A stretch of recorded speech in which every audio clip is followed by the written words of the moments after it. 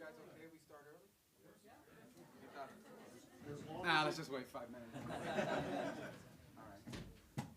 Well, thank you guys for coming today to cover us and to do this event. I wanted to start, I'm going to be very brief because I just want to get to as many questions as I can. I can do English, I'll answer Spanish if you ask Spanish.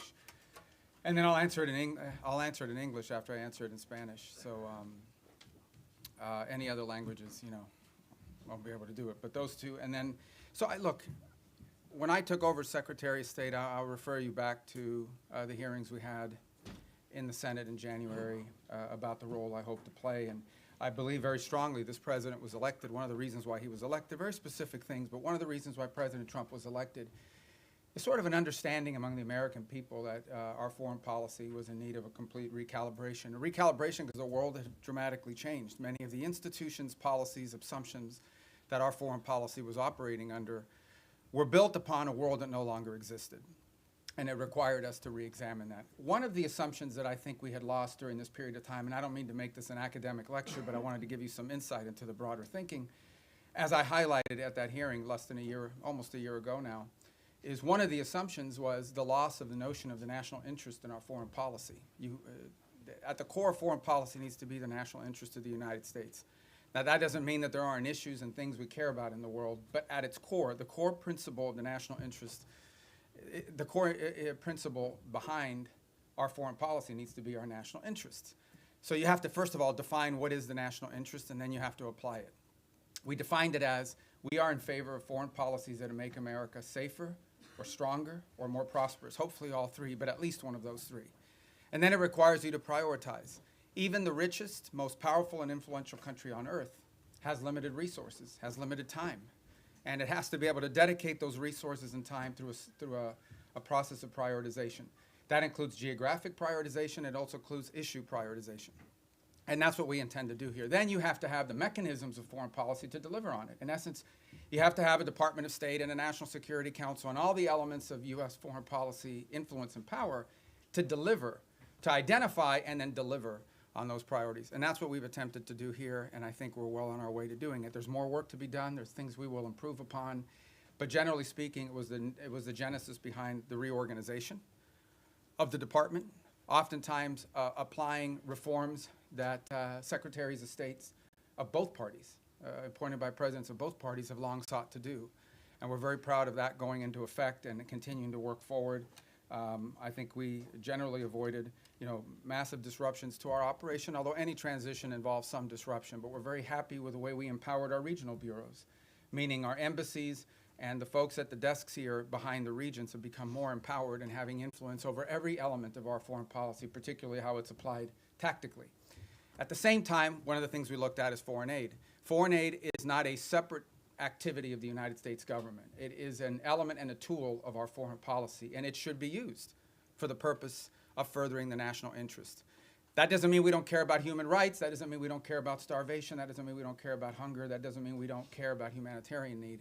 What it does mean, however, is that even foreign aid, which is not charity, it is an act of the U.S. taxpayer. Now, American charities are free to give their money to whoever they want, as long as it's not a sanctioned entity. But the United States and the taxpayer money should be spent in furtherance of our foreign policy, should be spent in places and on things that further our foreign policy, and even that is not unlimited. We have a limited amount of money that we can dedicate to foreign aid and humanitarian assistance, and that has to be applied in a way that furthers our national interests, and that's what we have sought to do as well. And in that endeavor as well, we have empowered the regional bureaus and our embassies to play a dramatic role. In fact, they are not just the implementers of this. They, in many cases, are the ones that are suggesting and are leading the response. And so bringing the tools of foreign aid underneath the umbrella of our broader foreign policy has been an important and dramatic reform.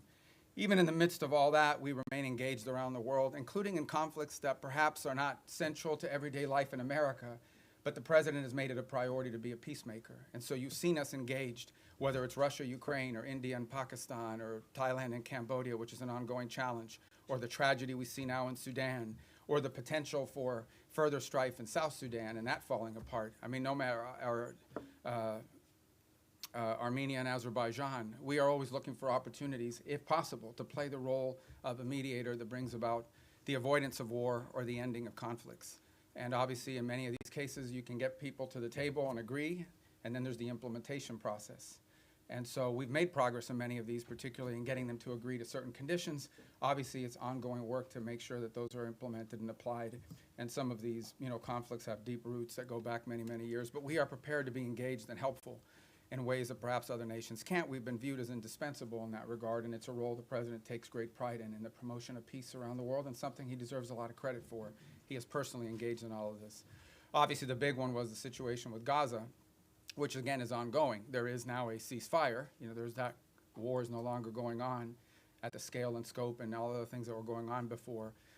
But obviously there's more work to remain. We are still through the process of trying to implement phase 1 and lead to phase 2 and phase 3. That is a long-term project, some of which will extend beyond the 4 years of this administration, but I thought was a very important achievement as well. So we have a lot to be proud about. I know you probably have some specific questions, and we can get to those, but I wanted to let that, lay that out as the preface and predicate for everything we're going to do today. So I'm going to start. How do I start? I'm going to start from the back row forward, and then I'll just juggle in between. I'll be here pretty long, so we'll get to everybody. Don't get desperate. Don't get wild. All right, I'll start with this gentleman with the white hair in the back. Yes, sir. Ask you about Gaza. U.S. wants Pakistan troops to be in Gaza. Has U.S. got a consent from Pakistan that they will be sending their troops in Gaza for peace building and peacemaking? Yeah. Well, look, in fairness to all the countries we've talked to about being and having a presence on the ground, I think they want to know specifically, what the mandate, what the specific mandate, the funding mechanism looks like. So we're very grateful to Pakistan for their offer to be a part of it, or at least their offer to consider being a part of it. I think we owe them a few more answers before we can ask anybody to firmly commit. But I feel very confident that we have a number of nation states acceptable to all sides in this who are willing to step forward and be a part of that stabilization force. And certainly, Pakistan is key if they agree to do so. But I think we owe them a few more answers before we get there. We're trying to make a lot of progress here with I think the next step here is announcing the Board of Peace, announcing the Palestinian Technocratic Group that will help provide daily governance. And then once that's in place, I think that will allow us to firm up the stabilization force, including how it's going to be paid for, what the rules of engagement are, what their role will be in demilitarization and so forth. Thank you. Next to you in the back. Mr. Secretary, thanks so much for doing this. I want to start with Russia-Ukraine. You mentioned that... Easy stuff, yeah. You mentioned your efforts. There are talks going on right now, starting today and this weekend in Miami.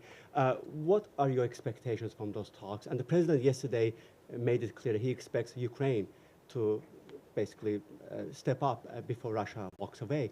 If you wake up in Odessa, if you're Ukrainian, this morning seeing Russians are bombing, your city, or if you turn on TV and listen to Putin, what he says, why would the Ukrainians, ignore what the Russians are saying publicly and believe in what they're hearing? Yeah, from look, media? there's a reason why this war hasn't ended, and that is because there's complex factors at play. I know that sounds like a throwaway line, but it's true.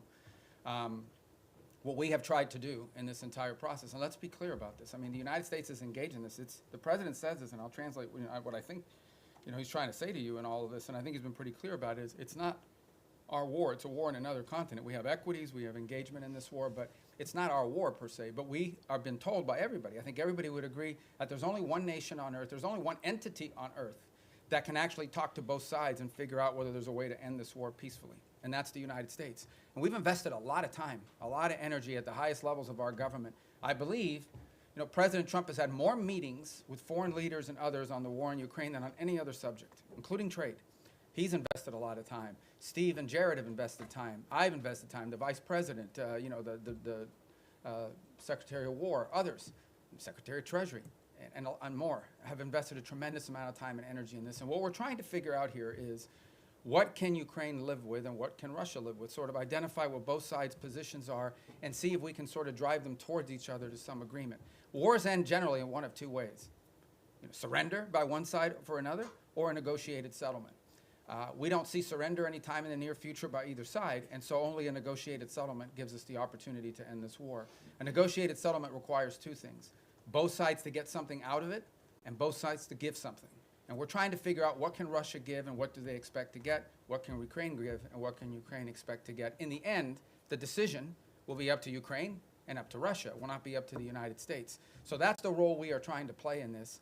And that's why you see so many meetings going on. This is not about imposing a deal on anybody. It is about determining what both sides expect and need to have and what both sides are prepared to give in return for it. and figuring out whether we can have those two overlap. And of course, that takes a lot of time and a lot of hard work.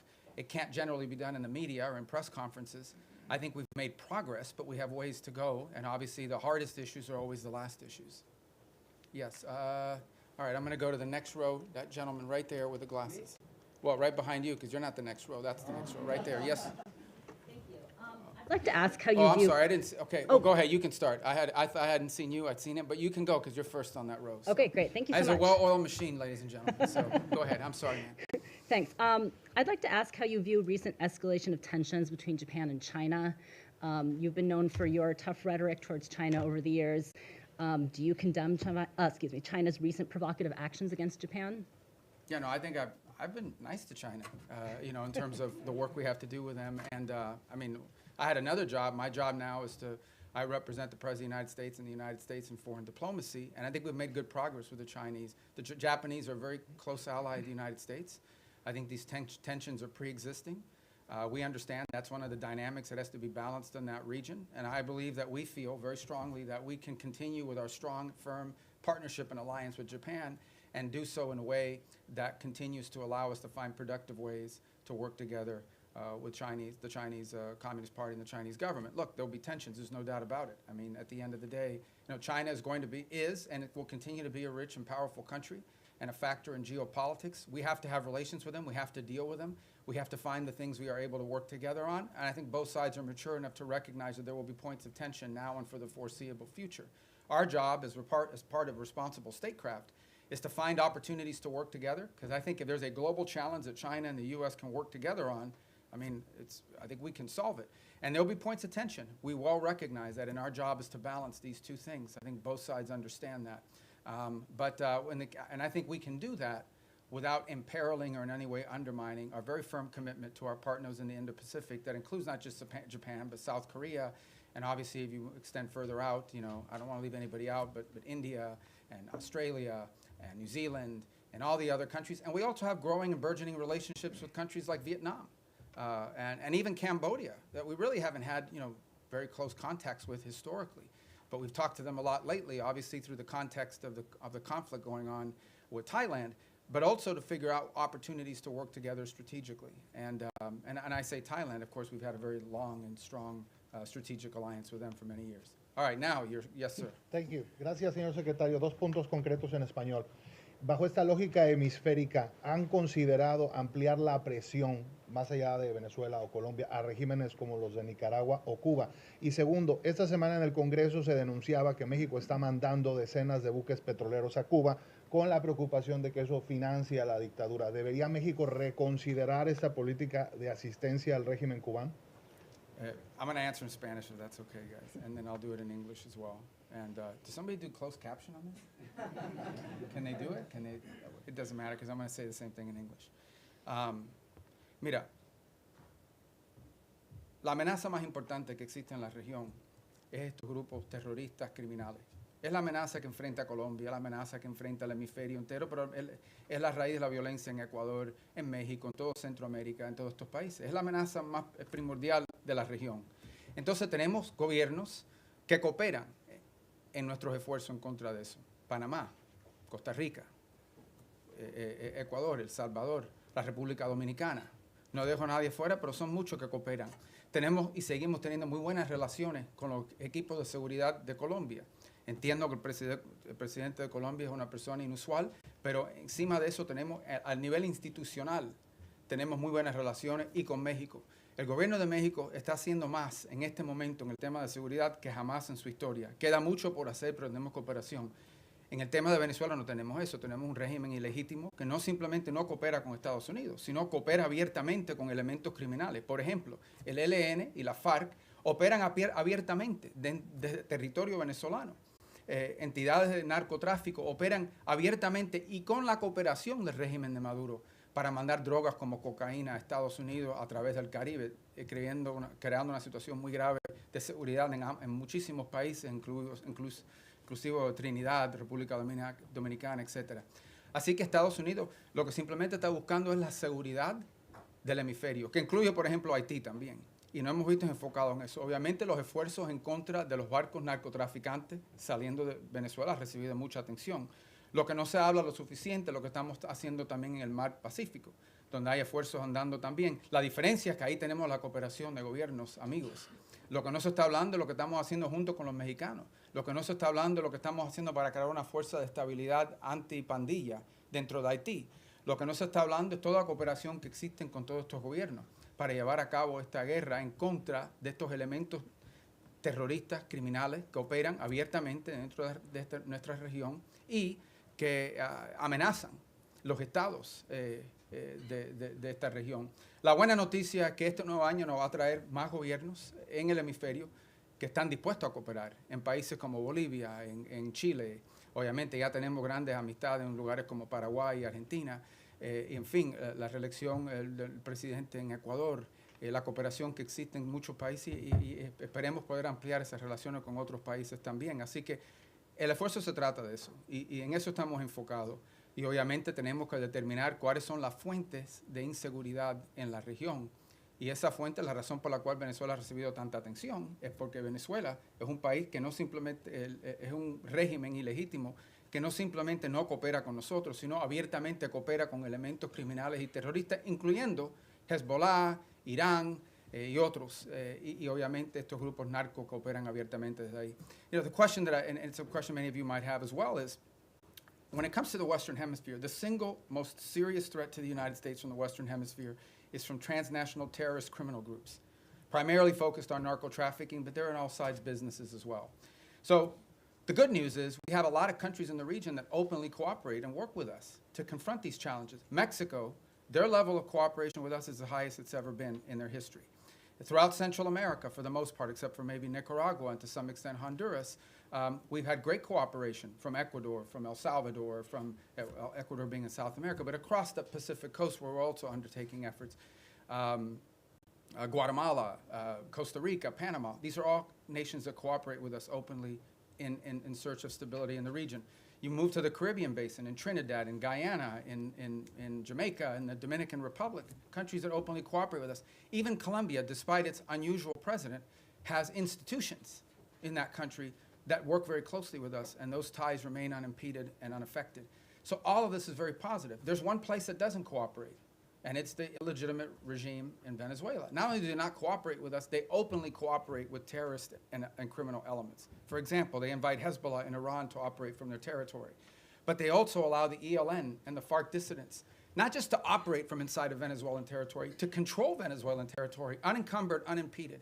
On top of that, we know that they are in cahoots with drug trafficking organizations. It's not just that they don't work with us against these organizations. Okay? It's that they openly, cooperate with these guys and allow them to operate. So these guys are, marching in and out, doing whatever they want from Venezuelan territory, and it's a challenge. And so that's why that's received so much attention. But I would urge you to not just focus on that, but also focus on all the other things we're doing in the region, including, for example, standing up this gang suppression force in Haiti, which we were looking for 5,500 forces. We already have pledges of up to 7,500 forces from a variety of countries.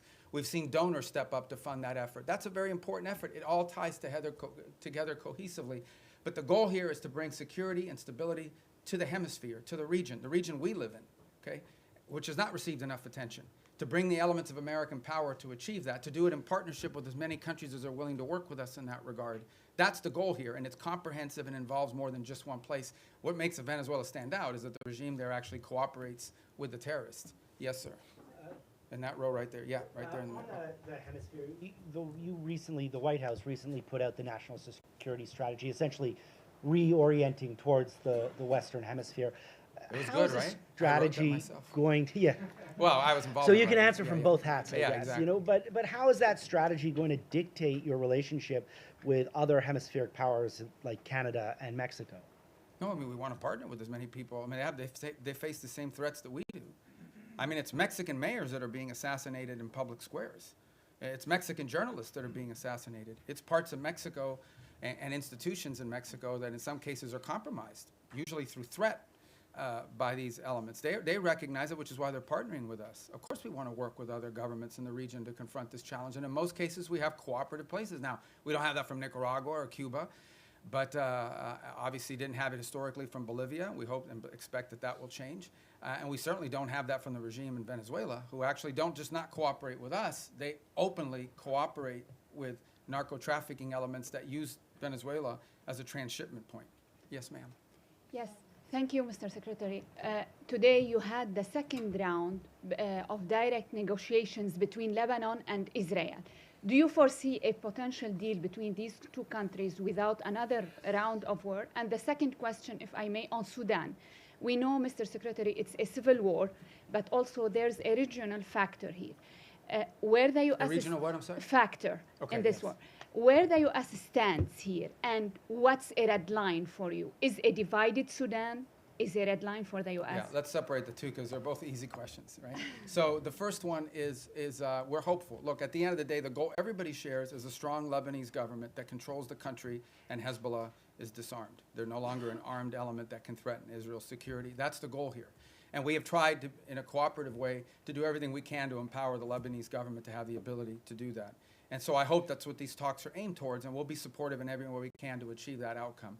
What I think is abundantly clear to everybody is no one is in favor of a Hezbollah that can once again threaten the region, act as a direct Iranian proxy, and obviously, if they threaten Israel, we're not going to have peace. So we are hopeful that the talks between Lebanese authorities and the Israelis will create outlines and a way forward that prevents further conflict. I think I don't speak for the Israeli government. I can only tell you and echo what they've said publicly, and that is that if they feel threatened by Hezbollah, they will take actions in their defense against them. So we all would hope that we could avoid that, right? We would all hope that in order to have peace, you have to avoid that, and the best way to avoid it is to have a strong Lebanese government that can actually control the country, and that Hezbollah is no longer an armed threat to Israel or to the Lebanese state.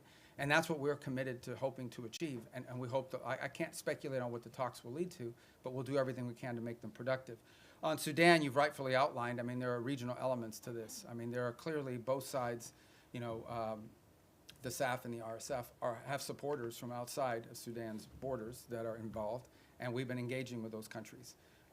It's not just countries that are providing them weaponry and equipment, it's also countries that are providing transshipment, particularly to the RSF to receive weapons, in some cases advanced weaponry. Our goal right now in the short term, and what we've emphasized to everybody, including in my calls with leaders in the UAE, leaders in Saudi Arabia, we're very engaged in that. Our special envoy, Massad Boulos, just returned from the region, meeting with the Egyptians, with the Saudis, with the UAE, and others. We've also been in collaboration with the UK on some of this.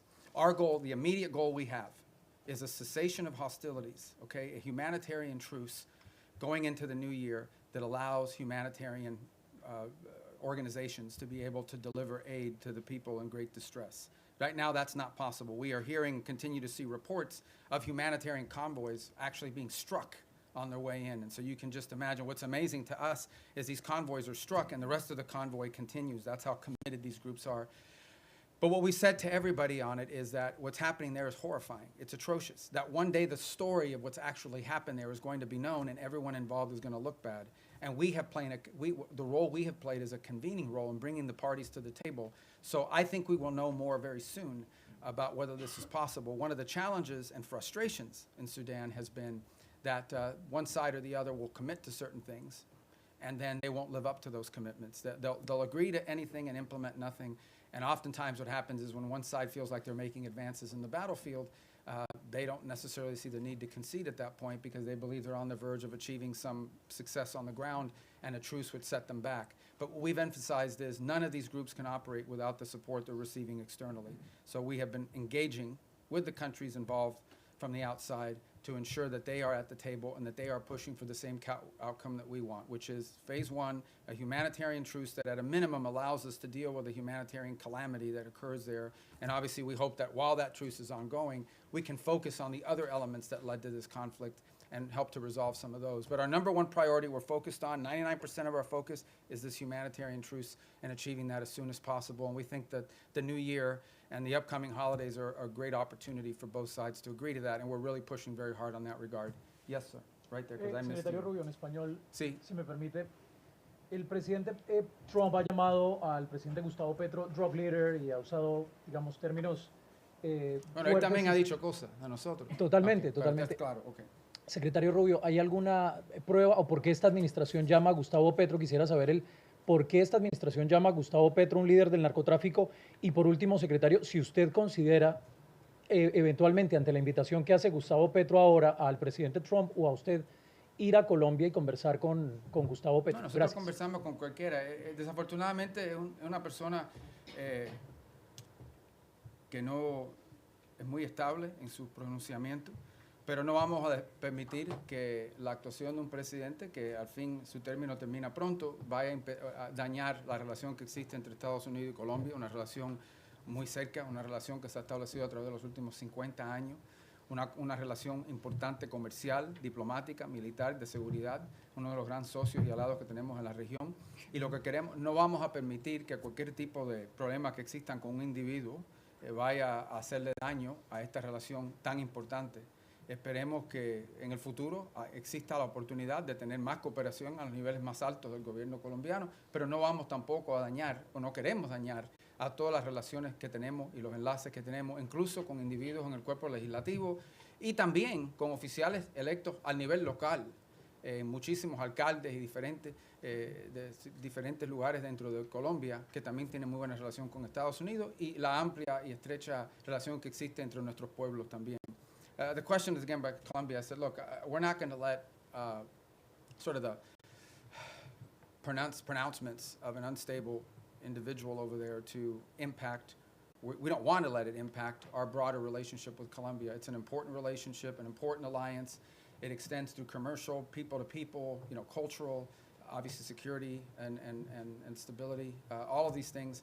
And our job is to try to the extent possible, maintain those strong ties between Colombia and the United States and not allow them to be imperiled by the pronouncements of one person. We would hope to see a day soon in which we have better relations with the leader of that country, but we're not going to let the fact that doesn't exist now, we're going to do everything possible to not let that impact the relationships we have with the people of Colombia, with the nation, with their economy, with their security forces, which are very important. This is a very important alliance, a very important strategic partnership, which we've built up through a lot of hard work over decades. And we're not going to let that fall apart because of one person. If that changes and he changes, that would be great. And obviously, in May, there'll be a new president there and there'll be elections and we'll work hopefully more cooperatively with whoever replaces the current president, but that's up to the people of Colombia. Did I not get your question? Go ahead. Thank you. Returning to Gaza, what is the U.S. understanding of what Hamas is willing to concede on disarmament? Reports suggest that Hamas might hand over its heavy weapons, but retain its smaller arms. Is the U.S. prepared to accept partial disarmament as sufficient? Yeah, I'm not going to get into the details of those types of negotiations. Let me just couch it to you this way. Everyone wants peace. No one wants a return to a war. If Hamas is ever in a position in the future that they can threaten or attack Israel, you're not going to have peace. Okay? You're not going to convince anyone to invest money in Gaza if they believe another war is going to happen in 2 to 3 years. So I would just ask everyone to focus on what are the kind of weaponries and capabilities that Hamas would need in order to threaten or attack Israel as a baseline for what disarmament needs to look like. Because you're not going to have peace. If 2 years from now Hamas is launching rockets or killing Israelis or carrying out, God forbid, another 7th of October type terrorist attack and so forth, you're not going to have peace. So who's going to invest in a peace? Who's going to invest in rebuilding a place that's going to get destroyed again in a future war? So that's why disarmament is so critical. Now, what that entails, we're going to leave that to the technical teams to work on. It would have to be something, obviously, that they're willing to agree to, that our partners can push them and pressure them to agree to. It also has to be something that Israel agrees to. In order for that to work, both sides have to agree on it, and we need the space to do it. But that's the way to think about it, okay? You cannot have a Hamas that can threaten Israel in the future. If they can, you won't have peace. So that's the goal. All right. Who's left in that? The president's been focused on, and that's what we're conducting, and that's what we have been focused on the entire time, because that is the threat to the national interest of the United States. Now, do we consider Maduro legitimate? No. And by the way, guys, when I say these things about Maduro and his role in narco trafficking, it's not. I hear his reports. Marco Rubio says it. It's not me. A grand jury in New York, in the Southern District of New York, okay, a grand jury in the Southern District of New York was presented evidence and came back with an indictment, not just against Maduro, by the way, but against a bunch of people in his government for narco trafficking, a bunch. He had, his nephews or the nephews of his wife indicted, convicted in the United States for narco trafficking. Like this was until President Trump started doing something about these narco trafficking links. Nobody disputed that Maduro and his regime was in cahoots with narco traffickers. Not to mention the fact that they unleashed Tren de Aragua gangs on the United States. They've unleashed a mass migration event, perhaps the largest in history. 8 million people have left Venezuela since 2014.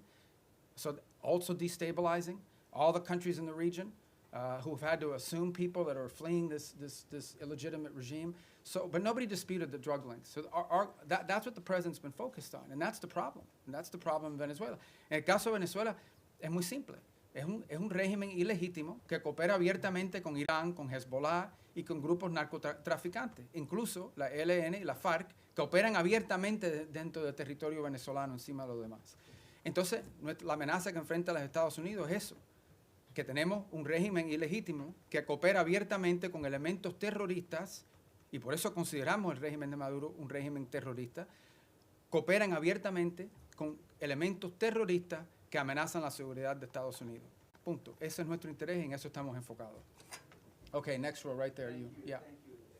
With all due respect for my colleagues, I'm going to ask this one in Spanish. Okay. Señor secretario, usted acaba de decir que no espera o que no es la intención de Estados Unidos que las diferencias con el presidente Gustavo Petro generen afectaciones para la relación con Colombia. Pero la verdad es que sí las han generado. Colombia fue desertificada, el presidente Donald Trump ordenó suspensión de recursos de cooperación para nuestro país y ya se están viendo consecuencias en materia de seguridad en Colombia. Nada más anoche asesinaron a 6 soldados colombianos, el ELN, con un atentado terrorista. Y la gran pregunta en Colombia hoy es ¿qué va a pasar el próximo año si Colombia elige un presidente de izquierda?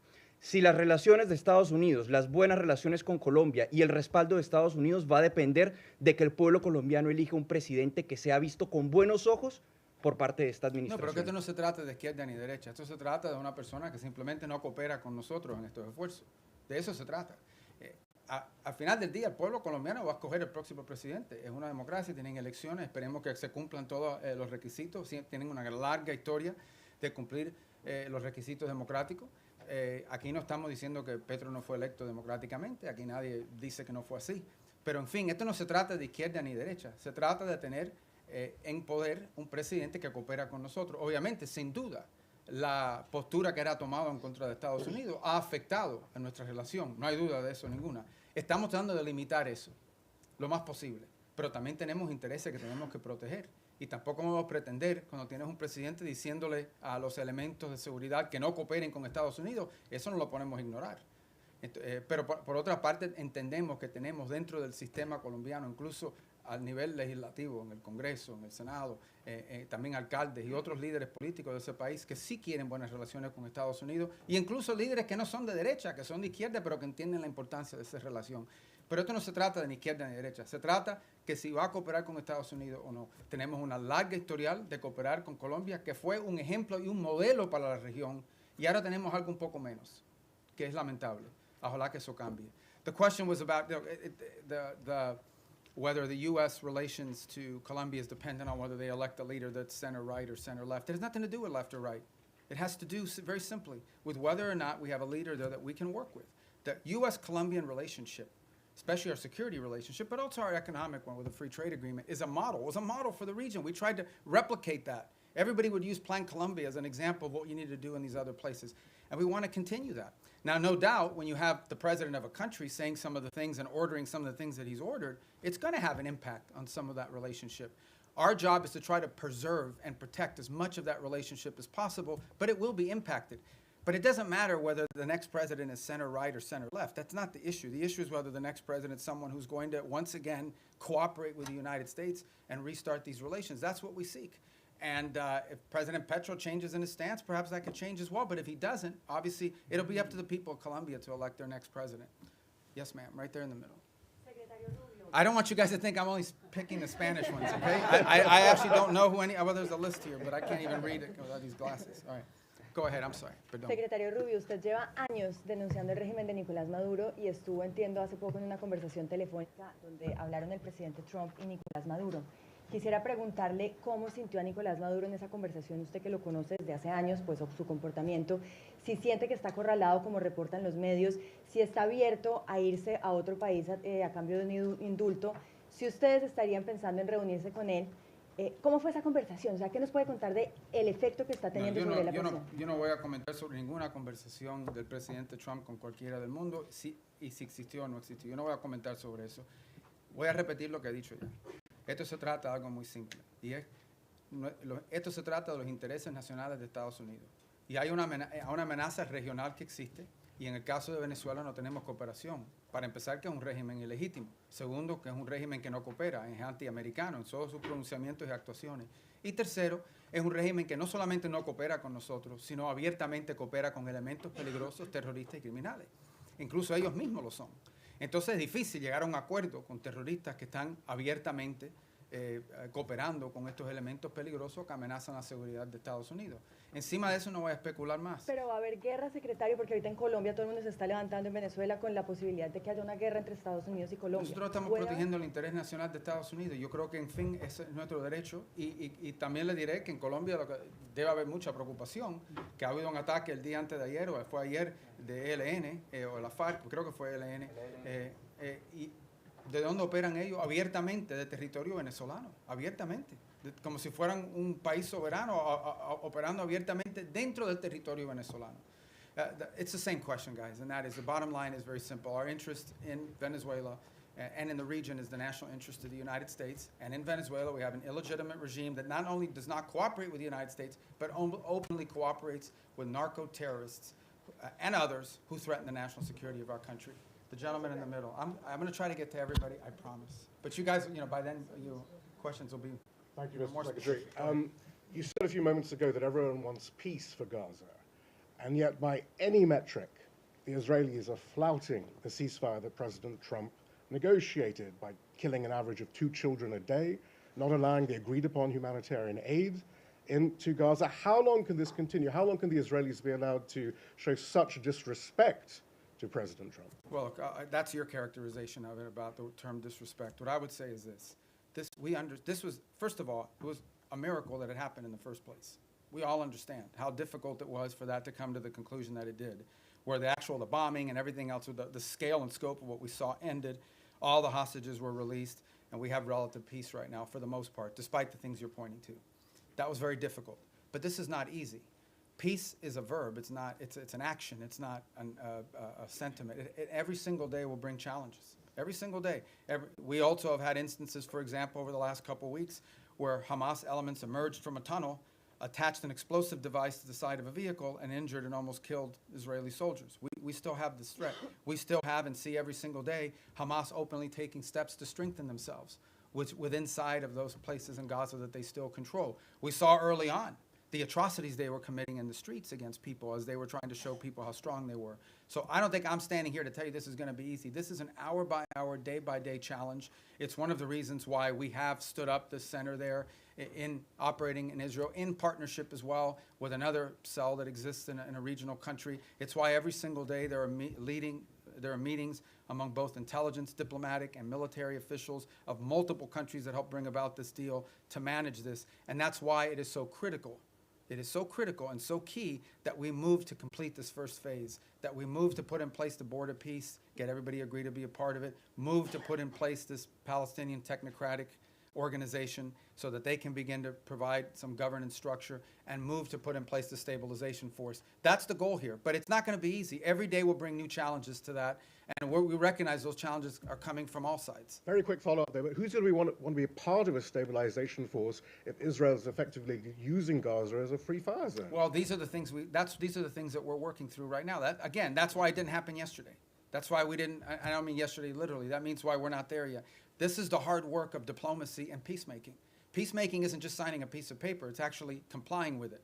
And compliance oftentimes requires, in many cases, in most cases, requires daily, constant follow-up and nurturing. So that is why we are in such a hurry, and I say as a priority, to get to this point where we have the stabilization force in place, overseen by the Board of Peace, and ultimately a Palestinian technocratic entity that can increase in its capability to provide governance. The stronger they are, the weaker Hamas will be in terms of threatening Israel. And I think the more security Israel should feel, and the less need for some of these things to happen. But no one's claiming this is going to be easy. We have to work on this every single day. We have people in this building and deployed abroad. This is all they do. 24 hours a day, day after day, elements of the State Department, the Department of War, and all other agencies, including Jared and Steve, and even myself, who talk or do something about. There isn't a day in the last, since this was signed 2 months ago, that I haven't had to do something with regards to making progress on the phases of the ceasefire. Yes, ma'am. Right next. Thank you, Mr. I'm sorry. Secretary. I'm going to get to you guys. I'm coming. See, I'm going down the rows like this. Thank you. So right behind you, 'cause I'm still in that row. Thank you, Mr. Secretary, and thank you for having the Has briefing. anyone ever done this where they go like all the rows? No. You're going to look so good to your editors. You know? All right, go ahead. Caroline Lumetta with World News Group. Several faith-based organizations have been calling on the administration to reopen the U.S. refugee admissions program, particularly for religious minorities facing persecution. That includes Afghanistan, Syria, Iran. Is it going to be a goal in 2026 to expand that program again beyond South Afrikaners? Yeah, so here's the problem, okay? In the last 4 years, we had a flood of people enter this country through a variety of means. So that's what we confronted. We have to stop that, and we did. We've been successful. You see the border secured, the number of illegal entries has completely collapsed. And now we're facing a second challenge, and that is we've admitted a lot of people into the United States. And perhaps the overwhelming majority of them are not bad people and so forth. This is all true. But there are people, we know, okay, for a fact, that there are people in this country who got in through some form of vetting that was wholly insufficient. And we've seen tragic evidence of that very recently, including people that we claim to have vetted. So, why does that happen? Because there are some places where you can't vet people. You can only vet people on the basis of information you have about them. But that information is oftentimes dependent on whether there's some local authority that actually has any information about them. Okay, so that is the challenge we're facing, which is why the president has sort of put a stop to all of these things until these systems for admitting people into our country can be improved. But I think everyone would understand that after a flood of 15 to 20 million people into our country, almost unrestrained in some extent, over the last 4 years before taking over in January of this year, there's a desire in our country to put a stop to that until we can fix these processes to ensure that not only do we know who's in the country now, but in the future, we're not going to face some of these challenges that we faced in the past. So, look, the United States remains the most generous country in the world when it comes to legal immigration. This year alone, close to 1 million people will enter this country legally and have their green card and go to work. But we do have a right, like every sovereign country does, to know who you are, why you're coming, what you've done in the past, and what we think you might or might not do in the future. We have a right. We have a right to make sure that you're not going to come to this country and pose a burden on our social safety network. All of these things are rights of sovereign countries. A bunch of sovereign countries in the world do it. Most of the countries in the world have far more restrictive immigration policies than the United States has ever had. But we are in a special period right now. This is not like business as usual. This is, right now, we are less than a year removed from the most reckless migratory incompetence in American history, where a flood of people and mass migration events entered the United States. And they can claim all they want that they vetted people. This is just not true.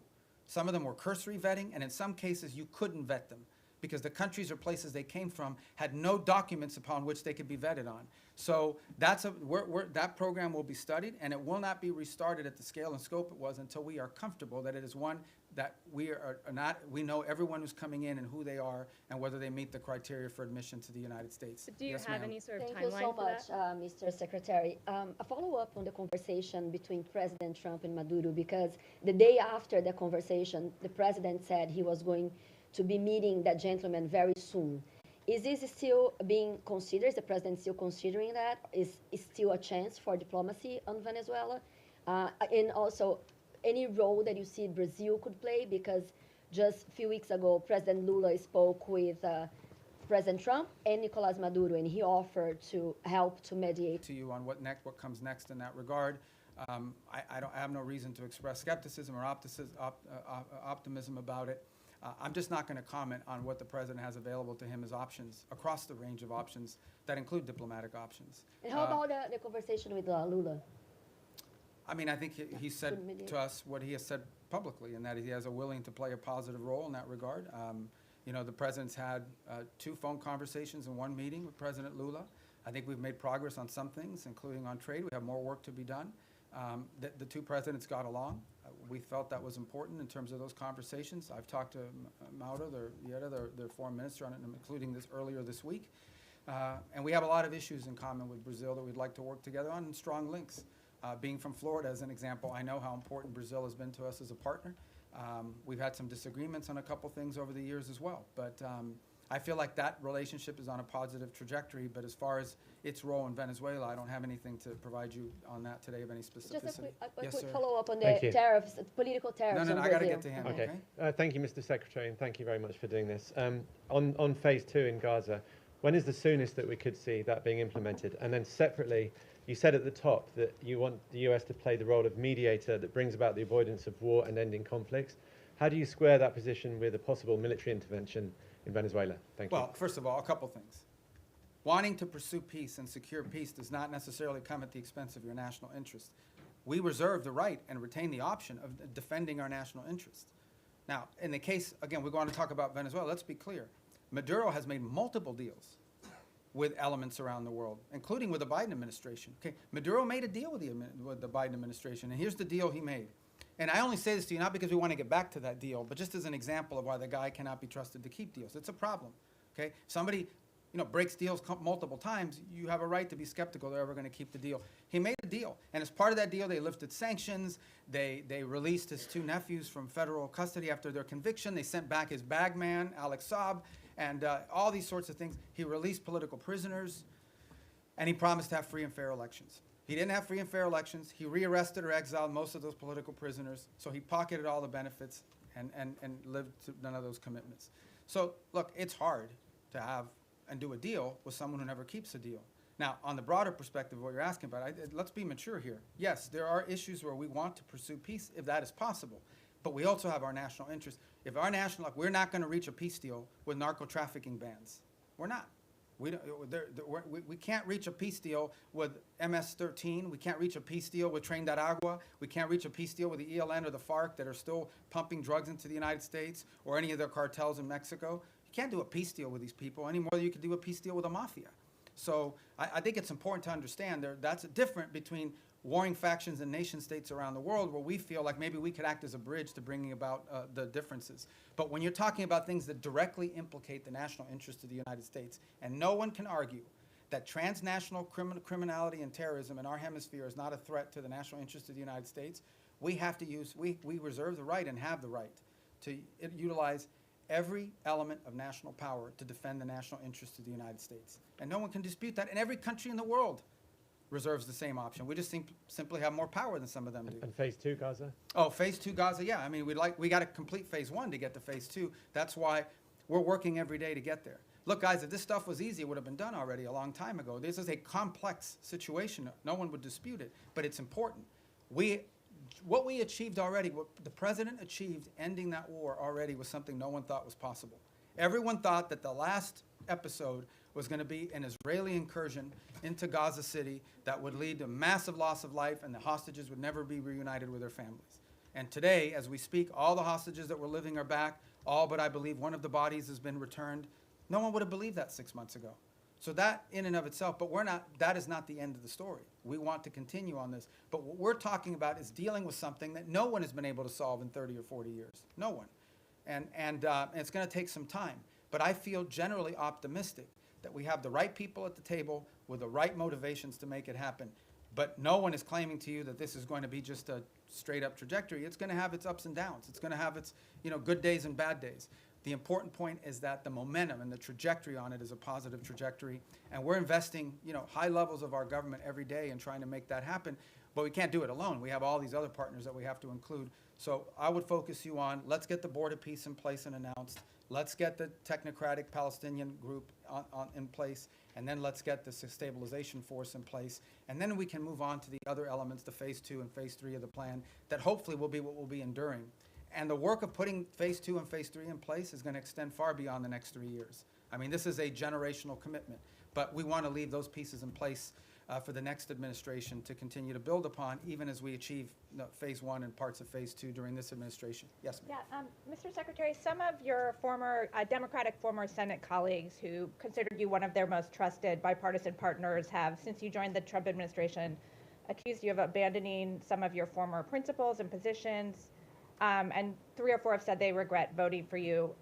I had 99 votes. I could have spared 4. What's your response to that? And more importantly, how do you think about building and maintaining bipartisan consensus and cooperation on foreign policy at this moment, especially because that will be necessary to sustain President Trump's legacy after he leaves office. I mean, we live in a very different time, unfortunately. I engage with senators, for example, from both parties. We saw a bunch of them the other day all the time, and obviously, but politics today is very different than it was 10 or 20 years ago. It just is.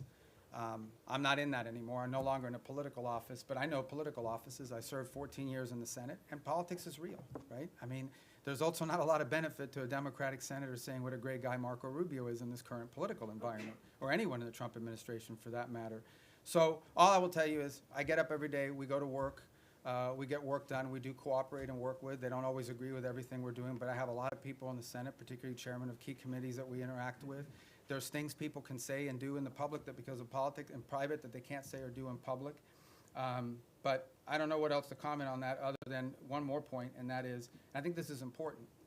I think people have lost sort of their mindset here a little bit, okay? The foreign policy, the State Department is not its own government, okay? The Secretary of State is not its own government. I'm appointed by the President, confirmed by the Senate, and then, or nominated by the President, confirmed by the Senate, and then appointed by the President. But at the end of the day, the person the people of the United States elected to be the President of the United States and the Commander-in-Chief is Donald J. Trump. That's who they elected.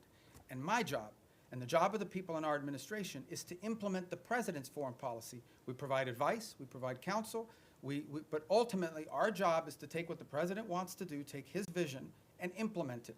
Come up with options for implementing the President's vision. That's my job today. When I was a senator, I represented the state of Florida.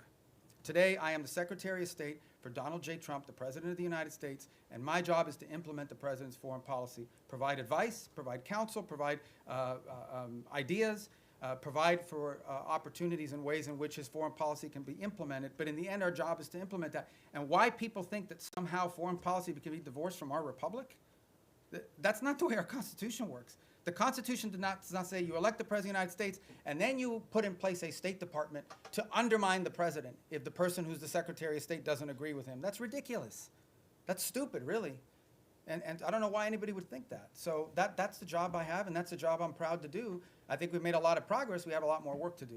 All right, on our row right there from Italy, right? I know you from the... Yes. Do you cover us now, or are you on Capitol Hill still?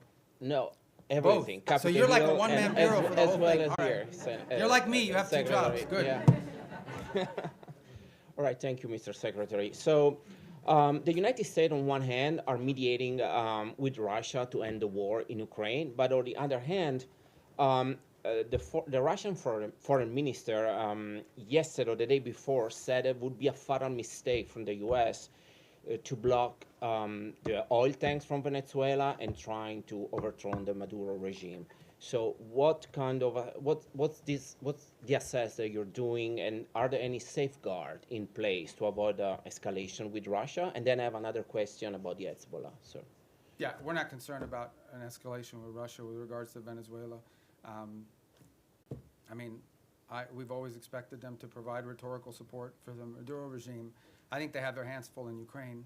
And if he's watching, Sergei, Merry Christmas. And but at the end of the day, I expected them to say what they were going to say. The rhetorical support, we understand what that's at. It's not a factor in how we consider this whole thing. And then, if I may, about the Hezbollah, I know you already answered, but I wanted to ask you if the U.S. administration is considering a broader military support involving also potential Arab partners, not only in providing weapons, but also going into the field to disarm the Hezbollah if the diplomatic talks will fail. Well, I've not heard anyone sort of suggest that at the level of detail that you've talked about. I think regionally, for example, if you talk to the Syrian authorities, they're very concerned about Hezbollah. I think most of the countries in the Gulf region view Hezbollah as an agent of Iranian influence and Iranian action.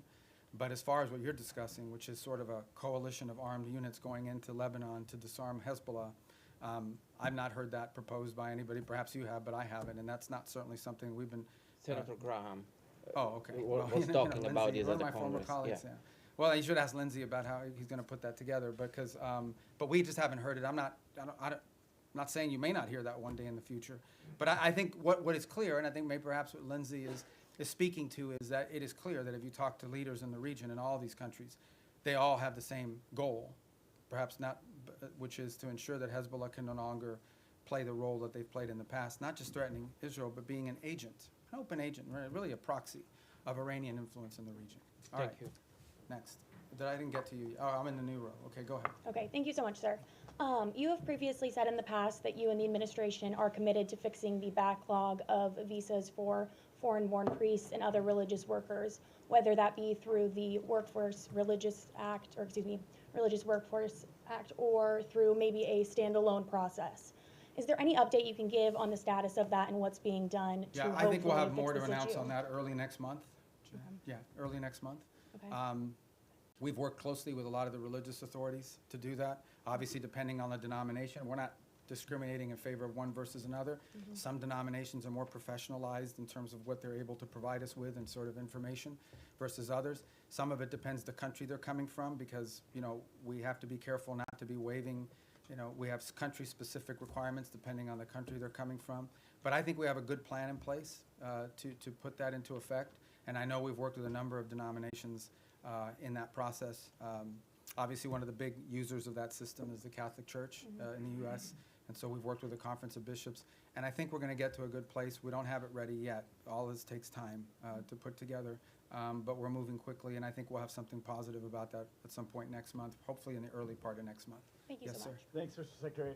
White House Chief of Staff Susie Wiles said that the U.S. would need congressional approval to conduct ground strikes in Venezuela. Do you share that view? And on your response today on regime change, Wiles already acknowledged that the point of the boat strikes was to pressure Maduro, i.e. have him leave. Why not just acknowledge that this is a regime change? Do you have the quote she said? That this is No, but do you have the quote? To cry uncle. I Yeah, believe so, is the okay, quote, yeah. so cry uncle, all right? I guess in Spanish you would have to say tío. But I think, I don't know how that, I mean, you can interpret any way you want. But at the end of the day, it is clear that the current status quo with the Venezuelan regime is intolerable for the United States. The status quo, that they operate and cooperate with terrorist organizations against the national interests of the United States. Not just cooperate, but partner with and participate in activities that threaten the national interests of the United States. So yes, our goal is to change that dynamic. And that's why the president's doing what he's doing. Change that dynamic by ensuring that no one wants to get on drug boats anymore. You know, people were just going out there, you know, openly without any fear of the reaper. And now I think people understand, like, it's not a good idea. By the way, we haven't had a strike in the Caribbean Basin in almost 5 weeks. Do you know why? It's not because we stopped looking. It's because no one wants to get on a boat anymore and do that. So it's been effective at cutting that down. Now there's been strikes in the Pacific. So the bottom line is that, sure, our goal is to, I mean, what's the point of doing something and that's something, but the change, people want to focus on regime this and this and that. The goal here is very simple. The national interest of the United States. The President of the United States was elected to protect the American people, to protect America. That's what he was elected to do. It's one of his fundamental promises that Donald J. Trump made when he was elected President of the United States is, I am going to protect this country. Protect us from what? From the threat of terrorism, from threats to our economy, and from threats these drug organizations and these terrorist organizations pose against the United States. And if you are an ally, a friend, a partner, or cooperate or participate in activities that threaten the United States, you're going to have a problem with President Trump. I think the only shocking thing here is that a lot of people say that. People run all the time for office. I'm going to take on the cartels. I'm going to do this. He's actually doing it. He's not doing anything he didn't say he was not going to do during this campaign. He said he was going to go after the cartels. And now he's going after the cartels, and everybody's shocked. Don't be shocked. This is a man who was elected president because he says and then he does. He doesn't just say and then forget about it. In congressional approval on land strikes, do you think that the United States does need to go to Congress in order to conduct land strikes in Venezuela? Well, look, I'm not going to speculate about things that you know, haven't happened and may never happen. I'm not going to speculate on that. All I'm going to tell you is that, two things. And I remind Congress all the time. By the way, I was very consistent on this position because it was my position when I was in the Senate. Number one, no administration, Republican or Democrat, has ever accepted the War Powers Act as being constitutional. That said, multiple administrations, including this one, have sought congressional approval and or certainly congressional notification of actions taken. Why? Because American action is always strongest when it has the buy-in and the participation of a broad set of actors. Now, given our current political climate, that's not always easy because we do have people today in politics that are against everything that President Trump is for. It doesn't matter what it is. It doesn't matter if they themselves had the same position. If it's President Trump's idea, they're against it reflexively. Okay? That's the nature of the current climate in our politics. But I can tell you that to this point, nothing has happened that requires us to notify Congress or get congressional approval or cross the threshold into war. We have very strong legal opinions.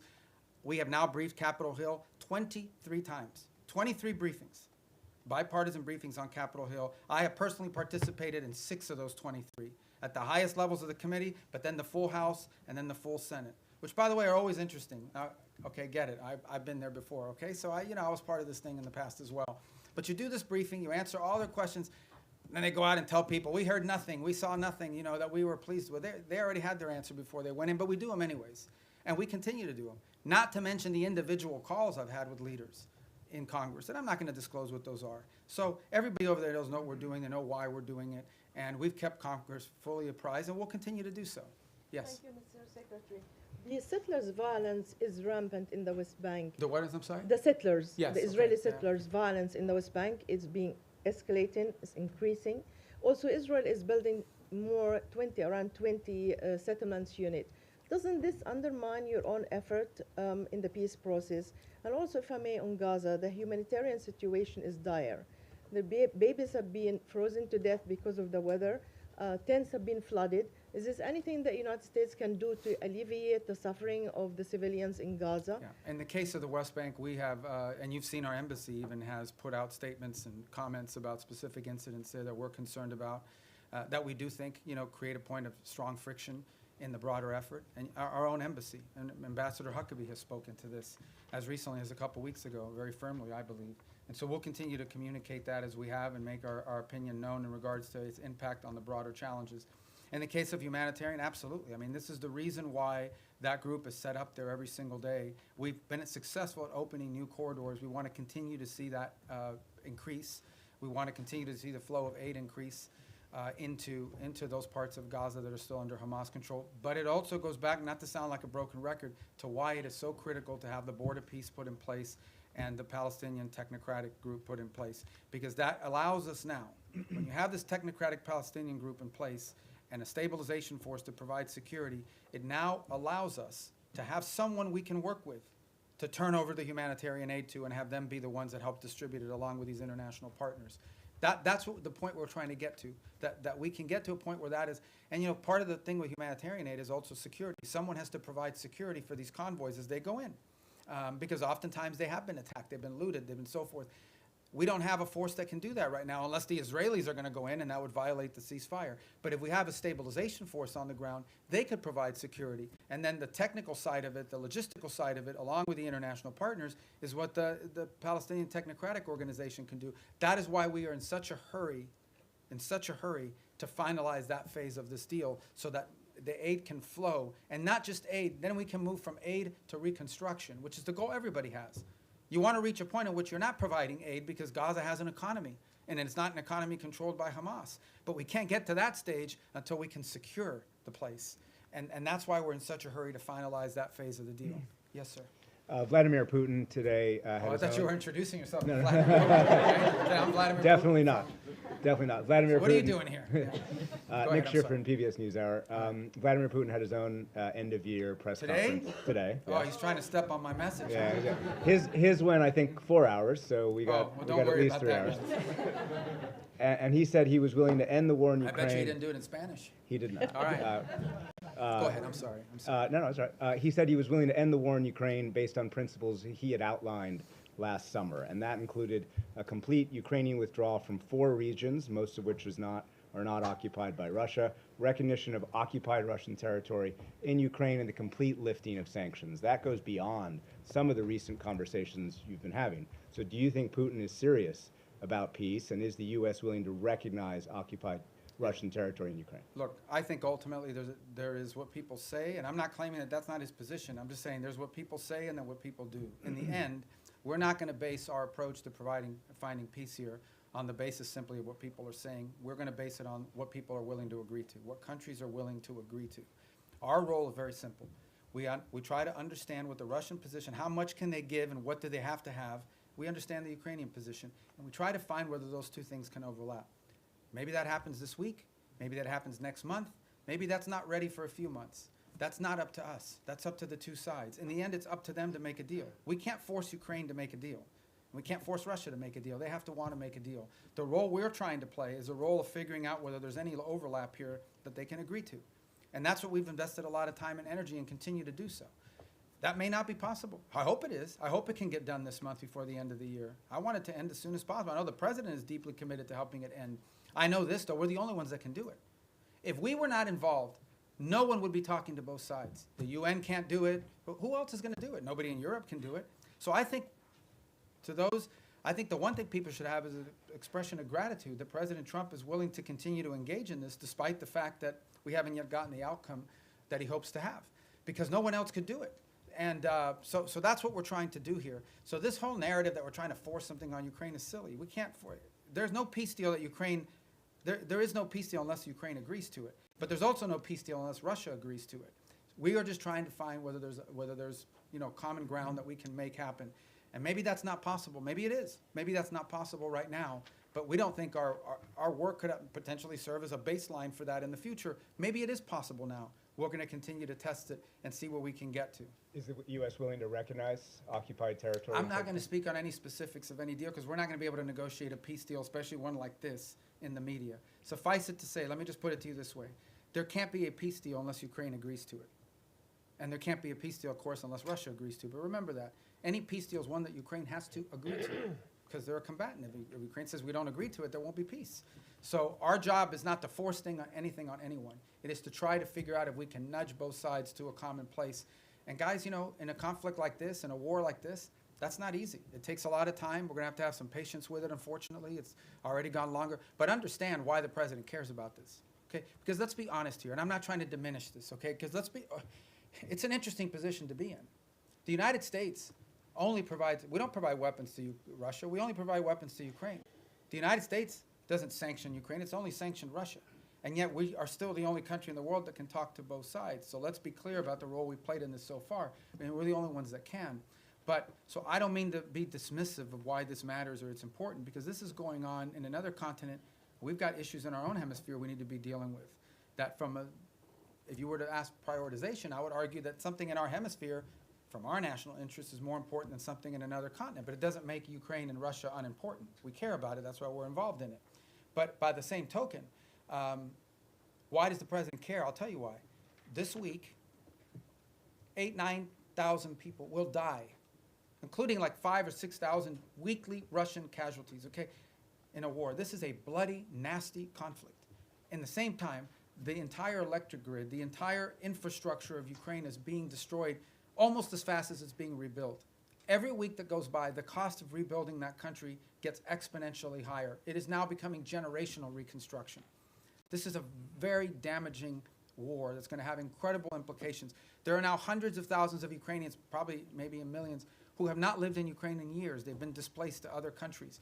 The implications of this long-term for Ukraine are dramatic, and for Russia too, but for Ukraine, if we're focused on them.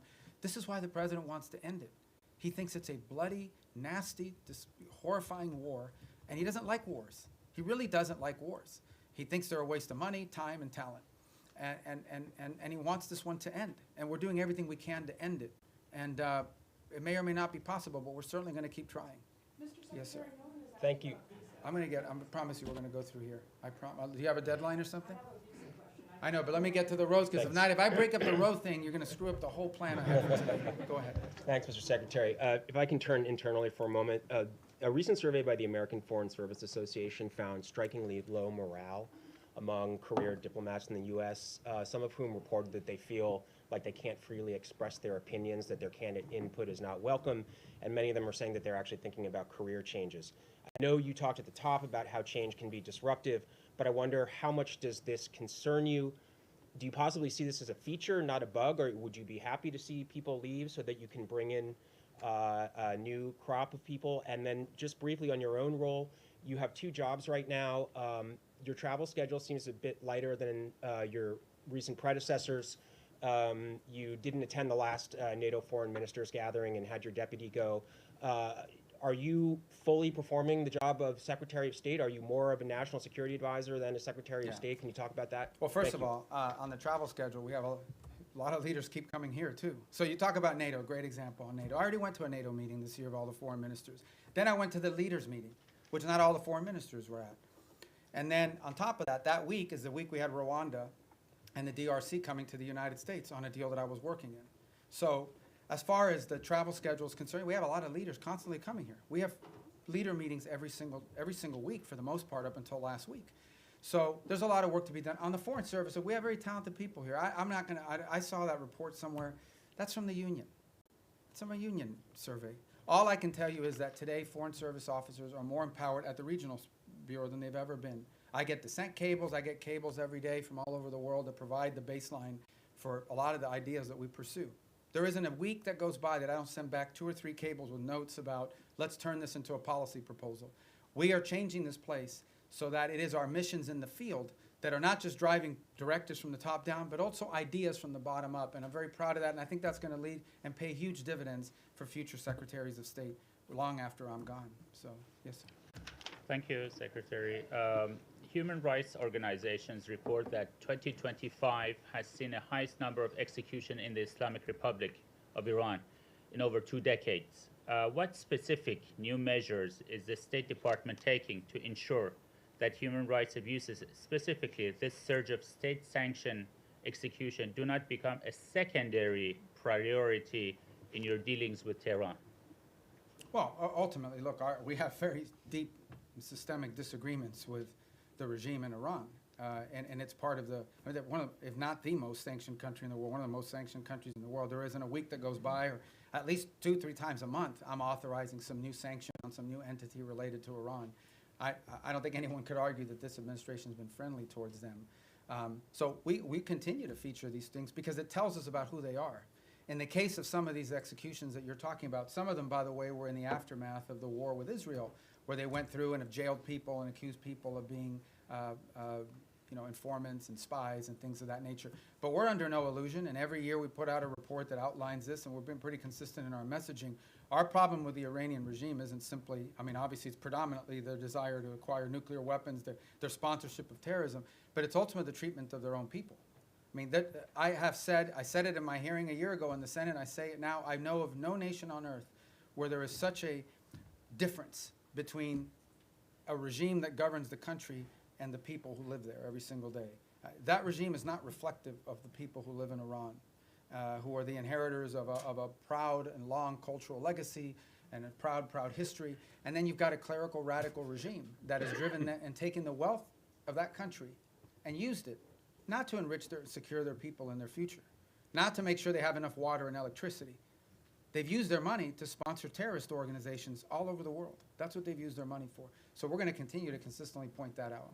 Secretary, second I'm sorry, I got to go because I'm getting everybody today. Regarding Europe, you said that Europe was not going to be able to mediate between Russia and Ukraine. There's been some disengagement. There's some push within the European Union to either not comply with the increase in defense spending that the United States has been promoting, or also some European countries like Spain promoting closer ties to China, or going to China, or inviting more investment from China, or even Chinese technology in critical infrastructure. Are you concerned at all about this path? And no, the countries made a commitment in NATO at a meeting I was at, where they made the 5% pledge, which is a dramatic and historic pledge, with the exception of Spain, of course, who didn't make that pledge. And we've had no indication from any of the countries that agreed to that they're not going to do it because it's in their own interest. It's in their own interest. The bottom line is, increasing their defense capacity is in their interest because it's their defense. As far as opening up to China, look, one of the biggest problems Europe faces is they're being flooded with cheap Chinese goods, including Chinese cars. They're being flooded. Their own industrial base is under attack by unfair Chinese practices economically. So, I don't know about the rhetoric you're pointing to or the examples, but that's a threat that Europe faces, and they need a rebalancing as well. They're also, like we are, experiencing disruptions to supply chains and things at the economic realm that are very problematic and dangerous for national security. So we would expect them to act at their national interests, both continentally and individually as their own countries. All right, we got to speed it up. Yes, ma'am. Hi, Annalise Nielsen from Sky News Australia. In your national security strategy, you've warned Europe about civilizational erasure. When you've been watching what's been happening in Australia with the rise of anti-Semitism and our government's response to the Bondi massacre, Our Prime Minister's dodged direct questions on Islamic extremism, but then unprompted evoked right-wing extremism as a threat. Do you have any message to Australia about civilizational erasure, and why is America watching? Look, I just think it's very simple, and that is that any mass migration is highly disruptive to any country. We talked about it here in the United States. When you experience mass migration, I don't talk about immigration, I'm talking about mass migration. Okay, mass migration is a negative thing. It's not positive. And it's very difficult for any society to absorb and assume hundreds of thousands, if not millions of people over a short period of time, especially if they come from halfway around the world. There are cultural and assimilations issues related to that, et cetera. And so these are concerns that it's concerns I have about our own country primarily. It's been a priority of this administration to address this. But I think it's a growing concern in Europe. I mean, there are other voices in Europe and obviously in Australia as well that have expressed concern about this. These are facts. This doesn't make you anti-anybody. What it makes is you do have, as a sovereign country, the right to control how many people you absorb, how many people you allow in, and who those people are. This is a very basic sovereign right. Okay? It doesn't mean you don't allow any people in. There are people coming into this country every day to visit, to work, to live permanently, but you have to know who they are, and you have to have some limits and controls over what those numbers are. And obviously, because of some of the things we've seen, mass migration over the last decade has been highly disruptive, not just to the United States, but also to continental Europe, and in some cases in the Indo-Pacific as well. So I just think this is a real challenge that multiple Western advanced industrialized countries are facing, and I think it's pronounced in parts of Europe as well, and obviously, at least on the basis of your question, appear to be a challenge as well in Australia. All right, to the next row. Yes, ma'am. Hold on, Andrea, right behind you. I'm going to get to everybody. Go. Yeah. Oh, I just wanted to ask. You don't have a question? Okay, no, I'm kidding. Go ahead. On Ukraine this weekend, the meetings with the Ukrainian delegation and the U.S. delegation, are you planning to participate It's in in those Miami. meetings? They're starting today and tomorrow. I may be there tomorrow for a portion of it. There's another one happening today, but that one is with the Turks and the Qataris and the UAE on the Gaza plan. So if I'm not there, because I have things we have to do here today, like talk to you guys, I think tomorrow, since it's in Miami as well. So, yeah, go ahead. Yes, sir. Thank you, Mr. Secretary. Timothy Onorezi with the Washington Examiner.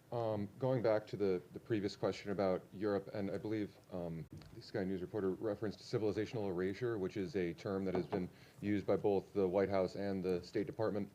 Both the White House and the State Department have made kind of recurring overtures to Europe as a civilization that is in some sort of danger and that should join with the United States as a sort of Western civilizational bloc. And it seems to be a recurring priority. However, with the release of the National Security Strategy, many European leaders, leader of Germany, members of the EU, of the European Parliament, have found it totally unacceptable or offensive or question the allyship of the United States with the rhetoric that was used. So I just wonder if the United States is correct in that these policies, like mass migration, will lead to civilizational erasure. Is it possible to save European civilization if the governments simply don't want to be saved? How has this alliance long been described? As the Western alliance, right? What is it that, and it's not just me saying, you go to these NATO meetings, you meet with people, what they will tell you is our shared history, our shared legacy, our shared values, our shared priorities. That's what they talk about as the reason for this alliance. Well, if you erase your shared history, your shared culture, your shared ideology, your shared priorities, your shared principles, then you just have a straight up defense agreement. That's all you have. So what I'm trying to point to, and what we've tried to point to, is very simple. That is, at the bedrock and at the cornerstone of our relationship, with example, with Europe, is the fact that we do have a shared culture, a shared civilization, a shared experience, and shared values and principles on things like human rights, on freedom, on liberty, on democracy, on all sorts of on the rights of the individual, on all these sorts of things that we in this nation are the inheritors of in many cases, because many of these ideas that led to the founding of our country found their genesis in some of these places in the Western Alliance. If you take that away, if that's wiped out because for whatever reason it's no longer a priority, I do think it puts a strain and threatens the alliance in the long term and in the big picture. Now, whatever internal politics causes people to dispute this, I'm not going to comment on, other than to tell you that I do think that at the core of these special relationships we have is the fact that we have shared history, shared values, shared civilizational principles that we should be unapologetic about. This is a nation that was founded on Western principles. Founded on Western principles like liberty, the value of and the right of the individual, the right of self-governance. These are all Western values. Now, others may have adopted it in different parts of the world, but they emanate from Western history. And it's something that we should be unapologetic about. Why would we be apologetic about it? Anyone who doesn't recognize, for example, that many of the features of our system of government find their root in Roman and Greek history is a fool. Is a fool. It's just not true. And so I think that we need to understand and embrace that, not negate it. And I think that's what we're pointing to here, is that we are concerned that particularly in parts of Western Europe, those things that underpin our alliance and our tie to them could be under threat in the long term. And by the way, there are leaders in those countries that recognize that as well. Some say it openly, some say it privately. In the eastern and southern part of Europe, they're much more open about it. Nonetheless, it is a factor that needs to be addressed. Yes, ma'am. Was it the New York Post? So you said earlier that you don't see a surrender happening anytime soon when it comes to Ukraine and Russia. Putin says he will accept nothing less than an unconditional surrender, but if this latest intensive push for peace talks fails, is there anything that the U.S. can do to make Russia want to end its war? And then secondly, some of the most major foreign policy issues from Venezuela, Iran, Ukraine, Israel, have been assigned special envoys who do not report directly to the State Department, which obviously has a larger view of how these conflicts affect each other. How intimately has State been involved with these envoys' strategies and actions this year? And do you see State taking a larger role in these kind of day-to-day negotiations? I disagree with the premise of your question. I mean, every envoy that's been involved in all these critical issues, I personally work with very closely. I talk to them 4 or 5 times a day, or meet with them, or they're in the White House, or they're here, primarily in the White House, or they're involved in the same meetings we're involved in. I mean, that's just not factual. No one is out there doing independent action. All of it is strongly coordinated. It's one of the benefits of also being the National Security Advisor, is it allows us to also organize the interagency. Every single one of these envoys, I speak about Steve Woodcock in particular, who's a phenomenal person, very smart, very talented, who dedicates, he doesn't get paid to do this job, he does it for free. And he invests a tremendous amount of time, full time on this thing, traveling all over the world, doing all kinds of things. Okay, but Steve doesn't do anything independently. He relies on the interagency. He gets support from Treasury, sometimes from Commerce, certainly from the Department of War, and from the State Department. In fact, he's staffed in many of these visits by State Department folks, and including the ones in Miami, especially as we get to the technical parts of these agreements. So the synergy there is very tight across the board. And so I think that's just not factual. I was referring to Envoy Grinnell with Venezuela and some of those conflicts earlier this year that really kind of weren't helpful in getting towards the release of the prisoners. Look, everything that's been done in this administration has been coordinated in some form or fashion. I mean, you guys don't see it all because look, I know everybody wants foreign policy to be 100% transparent, but sometimes it really can't be. Because there are sensitivities, because there are diplomatic sensitivities, because things people are willing to agree to in private, they may not be willing to do so in public. There's all kinds of things that have to happen in order to achieve outcomes. Sometimes they work, sometimes certain approaches work, sometimes they don't. But that's not new to this administration. That's been true throughout history. And but at the end of the day, I mean, I feel like we have a very good team of people that work very closely together on all of this. And the key is, every single one of these conflicts, every single one of these issues are all multidisciplinary. Okay? There is no such thing as any one of these things that we're dealing with. Again, going back to the case, let's just use Ukraine as an example. In the case of Ukraine, it involved Treasury with regards to the minerals deal. It involves Commerce to some extent. It most certainly involves the Department of War in terms of not just battlefield assessments, but the sale of weaponry through Pearl, et cetera. It involves the Department of State in terms of everything from interpreters to the technical work of actually putting words to paper that would make sense in an agreement and supporting these visits. We had a very important meeting in Geneva, hosted at our embassy, supported by diplomatic personnel that were involved in doing that. And a lot of the follow-up as well that has to happen with some of these things. You know, peace deals aren't just, in the case of Gaza, strongly supported. We actually, we took our ambassador in Yemen, who can't be in Yemen, Fagan, and assigned him for 8 weeks on that portfolio so that we could have someone there to help navigate and coordinate all of the technical aspects. You can reach a peace agreement in concept, but then someone's got to sit down and write down the technical language and the specificity, and they rely on the professionals in this department and other government agencies, depending on the subject matter. So, look, I think in any new administration, there's a learning curve early on. People are still getting onboarded. You may not even have people Senate confirmed yet in these positions. Maybe you haven't even hired some unfilled spots.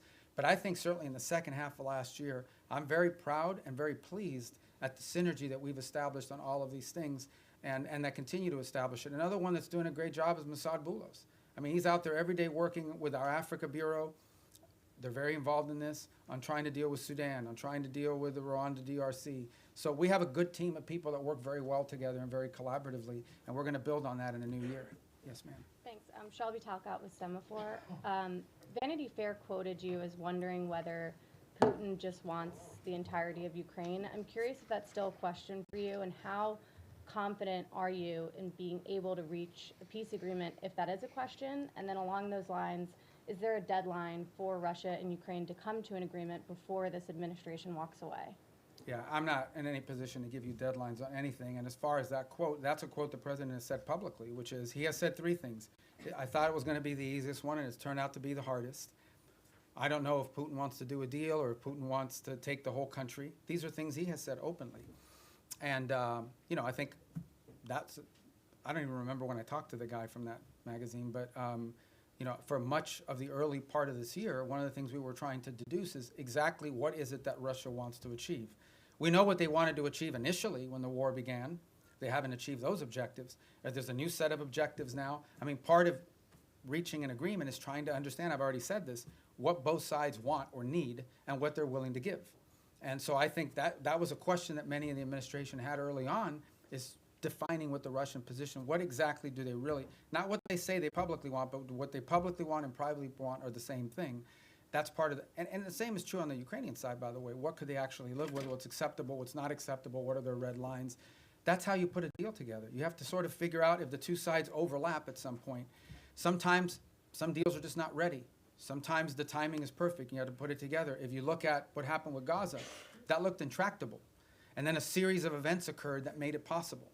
For example, the strike inside of Qatar that the Israelis took at the time, you know, was a sort of a dramatic thing, but in some ways it sort of set in motion a sense of urgency to bring this thing to an end before it spread.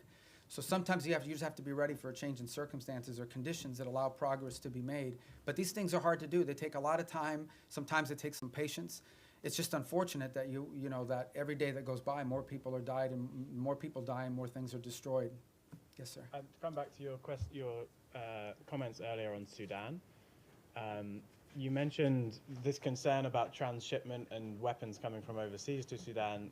Could you sort of put a slightly finer point on it? Have you raised this with the UAE in your meetings that they need to stop providing support to the RSF? And have you got any commitment or any kind of look, none of these, neither side has their own factories for the most part, right? All these weapons are acquired from abroad. They have to come from somewhere else, and they have to come through somewhere else. So someone is allowing it to be shipped in, and someone is actually shipping it. So we've had the right and appropriate conversations with all sides of this conflict, because that is their leverage. Without their support, neither side can continue. So that's why we need to engage, and that's why we've engaged the parties involved in all of this. I don't want to find myself here in a position of picking on anybody other than to say that we think and we're hopeful that we can make some progress on this, but we know that in order to make progress on this, it will require outside actors to use their leverage and their pressure to make that come about, particularly this humanitarian truce, which is the first thing we want to achieve. We think that outside actors have the leverage and the influence over the players on the ground to bring about this humanitarian truce. And we are very focused on it. I had a conversation on it yesterday. We have spoken to the UAE, we've spoken to Saudi, we've spoken to Egypt, and this is not new. We've been talking to them. We signed a document with them in September at the UN gatherings. We had previous meetings with them before that. So this is not a new engagement. It's just one that's had a higher sense of urgency given recent events there. But yeah, we're involved every single day trying to work through this, because we do understand and this is not new to this conflict. It is in many ways similar to what happened to happen in Gaza. What brought Hamas to the table, among other things, was the fact that some of the countries that had relationships with Hamas, like Qatar, like Turkey, played a very constructive role in bringing them to the table and pressuring them to sign an agreement. And we played a similar role on the other side. So, you know, it's not unusual that you would involve outside actors in using leverage to bring parties to the table to agree on something. Yes, ma'am. Thank you, Mr. Secretary. On Venezuela, what is the U.S. willing to commit if Maduro is ousted from power to ensure that the country doesn't plunge further into instability in sort of a I power don't have any vacuum? announcements on that right And now. do you see Maria Corina Machado and Edmundo Gonzalez as the heir apparents for power? in Well, we don't Venezuela? believe Maduro's not legit. We've been pretty clear. We didn't recognize him as a legitimate president. The previous administration didn't as well. The first Trump administration didn't either. He's not the legitimately elected president. They had an election last year that was stolen, and everyone knows it. Even all the countries in the region know it. And but, you know, I don't really have anything to add other than what I've said today with regards to Venezuela. Thank you, Mr. Secretary, for doing this. According to a poll by the Reagan Institute, 62% of all Americans support the use of military force against suspected drug traffickers in the Caribbean. And among MAGA Republicans, 90% support the military use against suspected drug traffickers in the Caribbean. So how does the State Department view or analyze these figures? Yeah, I mean, we don't do foreign policy by poll, and our job is to carry out the directives of the president. The president was elected. Donald J. Trump was elected the president of the United States, and he promised that if elected, he would go after drug cartels, and that's what he's doing. He is keeping a promise he made to the American people upon which they elected him to be president. He told them he would protect this country, and that's what he's doing, and he told them he would go after drug cartels, and that's what he's doing. So it doesn't surprise me if that poll is accurate, because the president's simply living up to the promises that he made when he ran for office. Yes, ma'am. Mr. Secretary, on Gaza, you've said repeatedly in this room now that this is peace is a process, that phase 2 could take next 2 to 3 years. Is there a possibility? To fully implement. To fully I mean, implement. You can't build buildings in one day. Right? Is there a possibility in your mind that the status quo, more or less as we see it now, with this sort of insufficient flow of aid, periodic violations of the ceasefire by each side, a lack of reconstruction, and of course the absence of an international security force, that this could potentially continue more or less through the rest of the president's term? And if not, I'm not asking for a date, but I think we'd all like to know. We've heard from the president and yourself that there are all these countries that want to join the international security force. When will they deploy? Are we talking in the next year, in the next couple of years? And is there a certain amount of time that could pass at which point the administration, without an ISF, at which point the administration would green light or will green light Israel to resume its war? The way to answer that question is this way. No one is arguing that the status quo is sustainable in the long term nor desirable. And that's why we have a sense of urgency about bringing phase 1 to its full completion, which is the establishment of the Board of Peace and the Palestinian Technocratic Authority or organization that's going to be on the ground. And then the stabilization force comes closely thereafter. Once we've established that, we have a lot of confidence that we are going to have the donors for the reconstruction effort and for all the humanitarian support in the long-term building of phases 2 and phases 3. We just don't think that we're going to get to phase 2 or phase 3. We don't believe that we can have a successful donor conference, just as a real example, until people know they want to know who's in charge, and they want to know that there's security. Okay, they want to make sure that who's going to pledge billions of dollars to build things that are going to get blown up again because a war starts. So they want to know who's in charge, and they want to know that there's security, and that there'll be long-term stability. So no one would argue that what we have in place now is sustainable in the long term. We have to get to the completion of phase 1. I am confident we will, within the time frame necessary to make it successful. It's just not today, but hopefully very, very soon. We've made real progress. We made progress as late as yesterday in additional names for this Palestinian organization that's going to be the technocratic organization. So I think we're very close. I think we're going to get there. I'm optimistic that we're going to be able to get through phase 1. And then what I meant about taking years for phase 2 or phase 3 is not years to start it.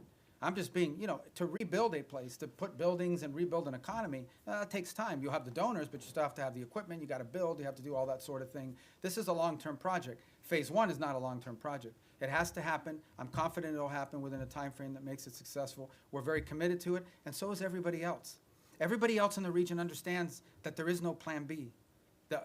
If this doesn't work, plan B or what's going to happen is a new war, and no one wants that. No one wants that. So, Mr. Secretary, are you going to be able to tell us in the next year who is going to secure Gaza and it'll have to happen who is much. going You're to talking about the disarm? stabilization force? Yes. Yeah. Oh, that'll have to happen much more than a year from now. That is the completion of phase 1. When we get through the establishment of the stabilization force, Board of Peace, Palestinian group, stabilization force. All those things happen, boom, boom, boom, 1, 2, 3. They have to happen very quickly, not a year from now. This is something we're aiming at very soon. It has to. It's what we're focused on right now, like a laser. All right, yes, sir. Secretary, thanks for all the time, and It's not going to be 4 hours, I promise. It's an hour and a half. you see the press corps is hungry for engagement here. I hope the State Department will return to regular press briefings soon. You got a great spokesperson's unit over there that's more than capable of handling it. A couple quick questions. The President directed you through executive order to explore sanctions of sectors and chapters of the Muslim Brotherhood. Qatar is ground zero for the Muslim Brotherhood. This administration obviously has a very close relationship with the Qataris. How do you confront the Muslim Brotherhood without confronting the Qataris? That's my first question. Second question is on UNRWA. There's a report that the State Department is in deep discussions about possibly sanctioning UNRWA. What's your mindset on that, and do you feel there is any role for UNRWA absent humanitarian aid delivery in the future? I think we can deliver humanitarian aid without UNRWA. I think UNRWA is a corrupted organization that's unsalvageable, period. And I think our policies reflect that. On the first point that you talked about, I think we'll have some announcements, and not today, early next week, on Muslim Brotherhood. Designating groups there's a series of internal steps, despite what people may or may not perceive. There are things we have to meet, criteria we have to meet, information we have to have, boxes we have to check, legal reviews that have to happen, and that takes time. So, but I think there'll be announcements very soon on that, probably as early, if not today, early this next week. Do you expect pushback from the Qataris? Well, I'm not going to comment on which segments of the Muslim Brotherhood. As you know, there are different chapters, for lack of a better term, and individuals spread throughout the world. But the President's issued his executive order, and we're working through the execution of it. And we'll get to what we need to get to. A lot of this obviously depends, from a legal review standpoint. You have to have certain information that you can cite in order to justify the designation. So we're working through that.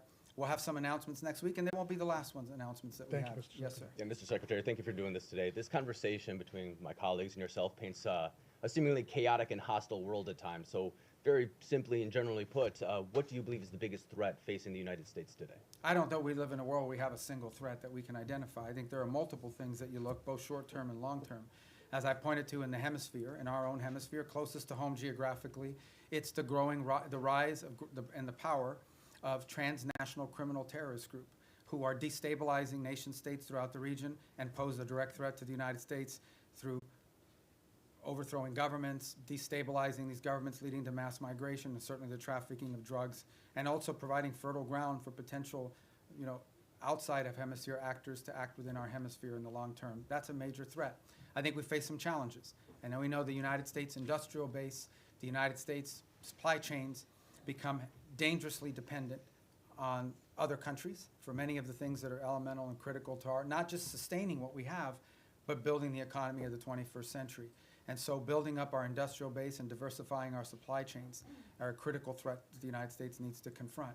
I think related to that, not directly related to the Department of State, but somewhat related to the United States, is building up our defense industrial base as well. One of the challenges that we face, and so does much of the world, in the West, is the ability to build weaponry at a scale and scope necessary, not just to deal with the threats of today, but to innovate and develop those tomorrow. It simply just takes too long to build up defense articles, get them to market in a timely fashion. And not only do we complain about that, but we have allies who want to buy things from us that we just haven't been able to produce fast enough. And so the President's made that a priority to confront. I think beyond that, I think you would argue that in the big picture, long term, we have to understand that the United States has interests in every part of the world that are related to these two threats. In the case of Africa, we see countries that have extraordinary opportunity to develop economically, the youngest population in the world, and the United States wants to have relationships, both commercial and personal, with many of these nations as they emerge in their own right into an era of prosperity. And we want to be there to help assist in that if possible. We want to make sure that American interests are taken into account.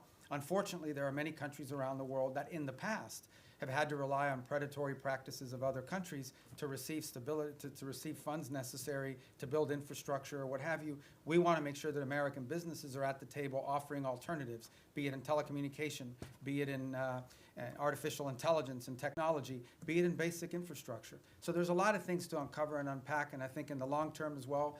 And I think our national security strategy reflects a lot of this. So I wish we lived in a world where we had one major threat. Many of these are interrelated.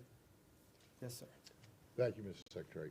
I was going to ask my questions in Calibri, but since you do not Wow. communicate that I in that speak Times anymore, New Roman, I so- am. I'm going to ask in Times New Roman instead. Sorry about the Dolphins. It's all right.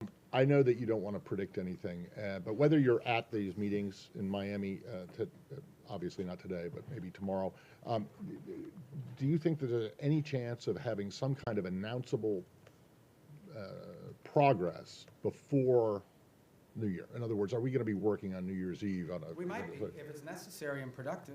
You know, we're going to work as long as it takes. Okay. And by the way, these are the meetings you know about, but there's talks going on every single day. There was a meeting earlier this week in Berlin. There's phone calls every day.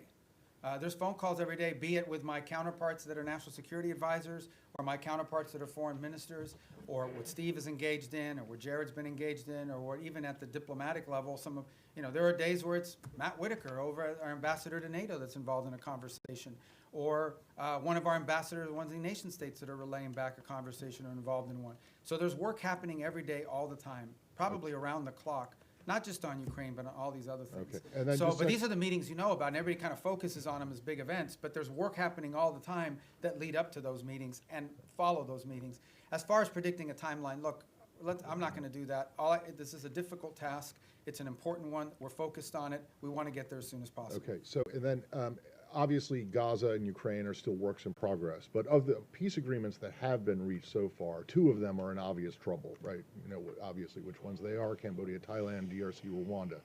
In retrospect, and I know that work is being done to try and resuscitate these, but in retrospect, do you think that the administration, the president, but also others, declared victory on these No, they were too true. early? I mean, this fighting, for example, with Thailand and Cambodia did stop. Both sides have made commitments in writing that they signed. Those commitments today are not being kept as a result of both sides claim grievances against one another. And so the work now is to bring them back to the table. The ASEAN ministers will be meeting on Monday. I had a call yesterday with my Thai counterpart and intend to do the same, and we've been involved, the president, in conversations this weekend. And our hope is between now and Monday to work to bring everybody back to compliance with the agreements that were made. In the case of the DRC and Rwanda, we have signed commitments from both sides. Those commitments are not being met. But at least we have the signed commitments. We now can hold people to something, and we can push them. And in that case, by the way, for example, in the case of Rwanda DRC, as a good example, not only have we been engaged, but we have asked our friends on the Hill, both Republicans and Democrats, to also engage in conversations of their own with these leaders so they understand this is a bipartisan, you know, multi-branch of government interest in this topic. But the good news about both of those is we have signed agreements. At least we have something we can push them towards compliance on. But as I said, in many of these cases with peace, you sign a peace deal, there's compliance, something happens, they fall out of compliance, you got to bring them back, you got to try to push. But at least you have to, instead of negotiating something new, you're simply trying to now push people back to compliance with what they already agreed on. So I think these were achievements. In the case of Cambodia and Thailand, it actually did stop fighting. It has now restarted, and we are working hard to push everybody back to compliance. And we are cautiously optimistic that we can get there by Monday or Tuesday of next week. We're hopeful. But there's more work to be done to that point. All right. Thank you. Mr. Secretary, you've said, including here today, that Maduro doesn't honor deals. How can the U.S. achieve the goal that you're describing of stopping the drug traffickers and the terrorists without Maduro leaving, number one? And number two, a topic that hasn't been asked about yet, State Department officials have recently met with visiting AFD officials from Germany, and we're hearing from AFD members as well as analysts who see the national security strategy as an effort by the administration to endorse the AFD. Can you share anything about the views of your views or the views of the administration on the AFD in Germany? Yeah, I mean, on the case of Venezuela, I mean, I've answered it repeatedly now. I can only tell you our national interest is ending the flow of drugs towards the United States and these terrorist activities that are occurring that include cooperation with these gangs. Beyond that, I'm not going to speculate on what leads us to that outcome, other than to say that we're very committed to reaching that outcome. We meet with a broad array of political actors in multiple countries all over the world. They come, they visit the United States. We want to know who they are. We want to meet with them. We want to hear them out. As I told you, we have a president who generally does not view meeting anyone as a concession.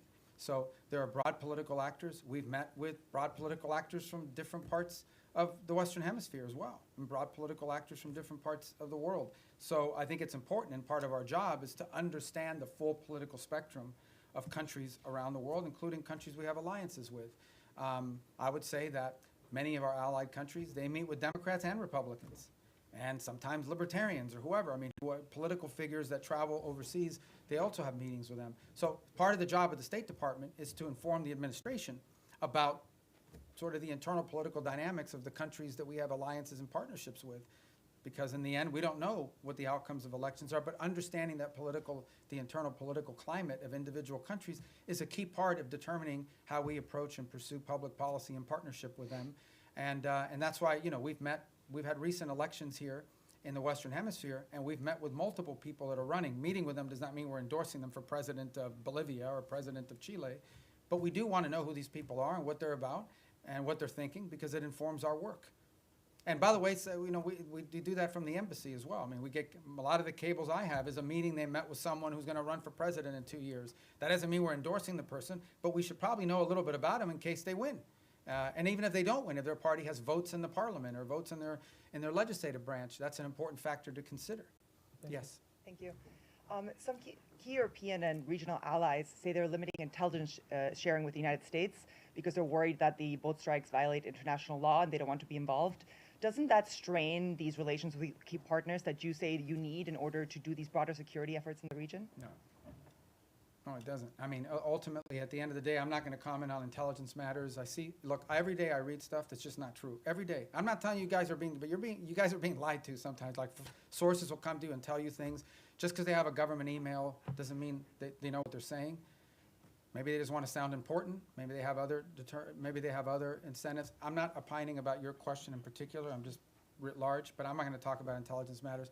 Suffice it to say that the United States, every boat strike we've conducted, okay? This is not people seeing a boat and say, okay, let the drummer get wicked and blow him up. We're not talking about that stuff.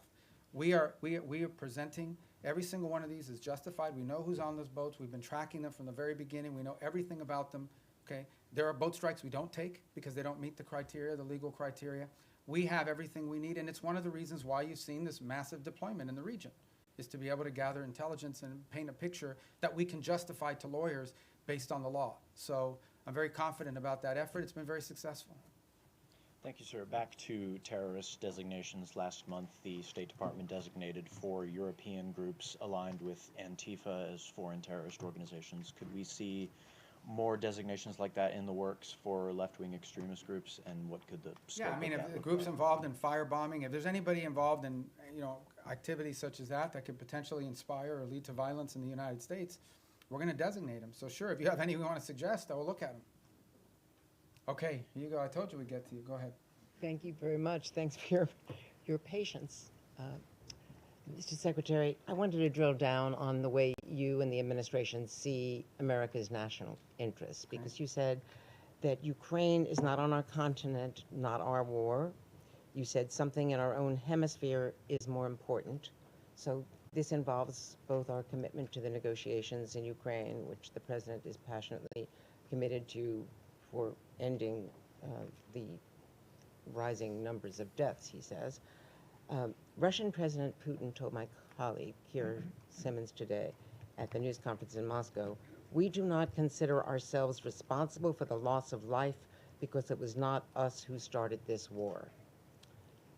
Does the administration, does the President, you, the administration, believe that Putin was not the aggressor here? And if so, how can you reach an agreement between two parties when the aggressor will not acknowledge that he invaded a sovereign country? If I just may follow. So how do you reach any kind of compromise or ceasefire when Vladimir Putin repeatedly says, and you say that may not be what he really believes, but he has never said that he would make concessions publicly. And he's never said that he invaded Ukraine. He's always said that that is Russian territory. So why is that not in our national interest? When also in our hemisphere, if it's impossible to eliminate the threat of narco-terrorism as you describe it, with Maduro in charge, you've described the extent beyond narco-terrorism and drug trafficking of his threat. You've described it today as a threat to the region. Doesn't that mean there will have to be regime change? And is it in America's national interest to get involved in regime change in our hemisphere, given what's happened before?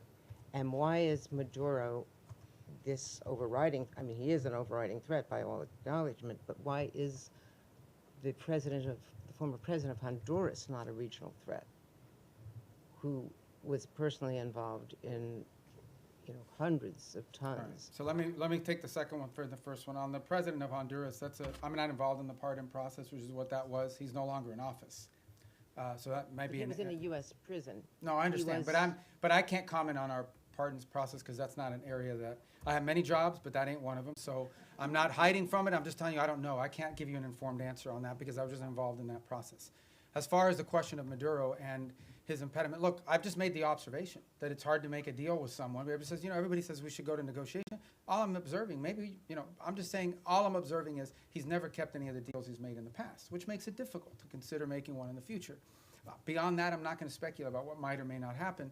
Ultimately, I can tell you what our goals are and what our interests are, and that's how we've defined them. Well, in Now- 2019, didn't he get bailed out by Cuban military, Cuban intelligence, outside forces?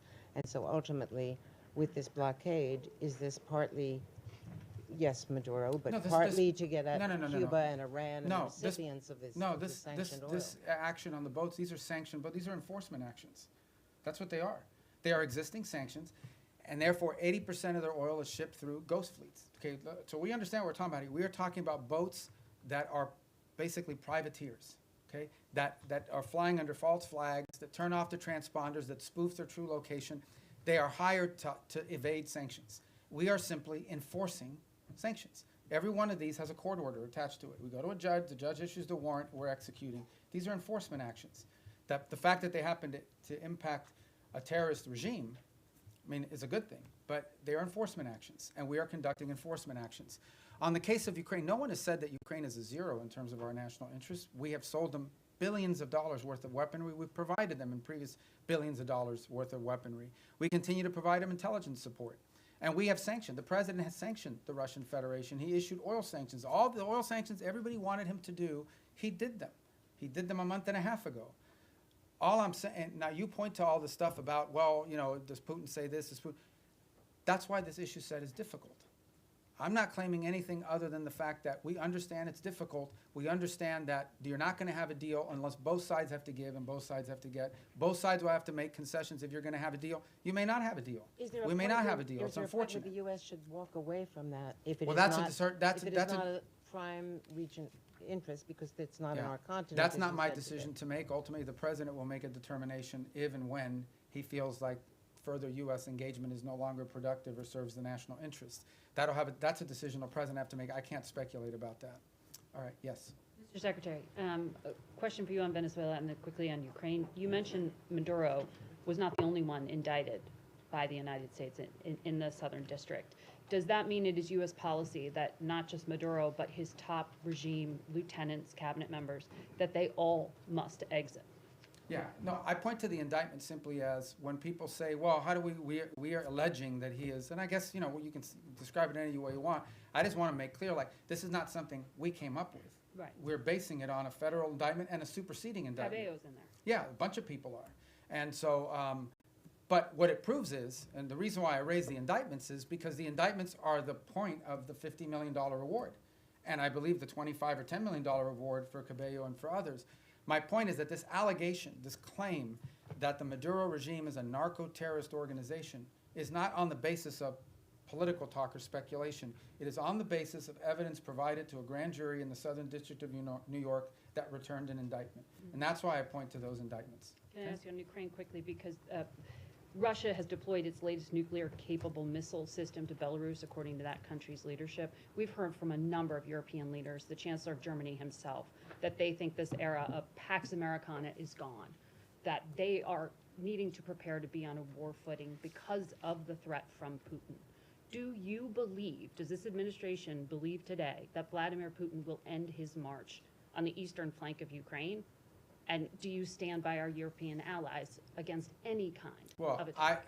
Look, we have heard the same concerns from our allies in NATO. It's why we are in NATO. It's why we meet with them. It's why we talk to them all the time. I've spoken to Mark Rutte this year probably 40 times, and he's spoken to multiple people in our administration as well, multiple times. He's been here multiple times. He speaks to the president directly. It's why the United States basically is over 50% of NATO, both in troop commitments and in financial commitments as well. It's why we remain in NATO. It's why the president had a very positive visit in NATO.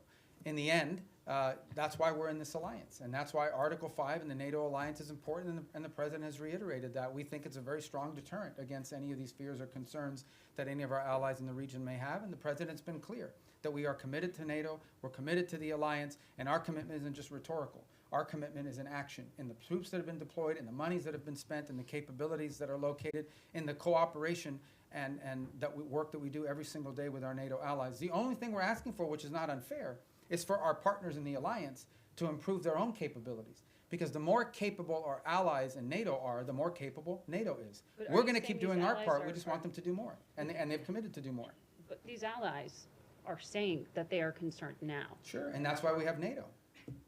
So nothing has changed? Pax Americana, what the Chancellor of Oh, I don't Germany know. said, I don't know what why he's saying that. You'll have to ask him why he's saying that. The truth of the matter is that NATO is the key defense alliance and agreement that has provided stability on the European continent. We believe it is stronger today than it's ever been because our allies have committed to increase their own defense spending. The more capable our allies are, we've already made our commitment.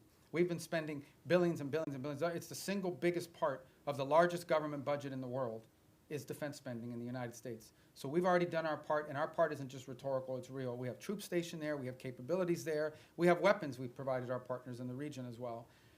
We believe that if you want a strong NATO, you want your allies in NATO to be stronger. The more capable our allies in NATO are, the stronger NATO is collectively. And that's why we're very pleased to see them make that commitment of 5% with the exception of Spain. And that's why the president left our NATO gathering earlier this year so enthusiastic about the future of NATO and about our role in it. And in fact, that's why the president's been working with NATO countries on the Pearl program, which is what's providing weaponry to the Ukrainians today.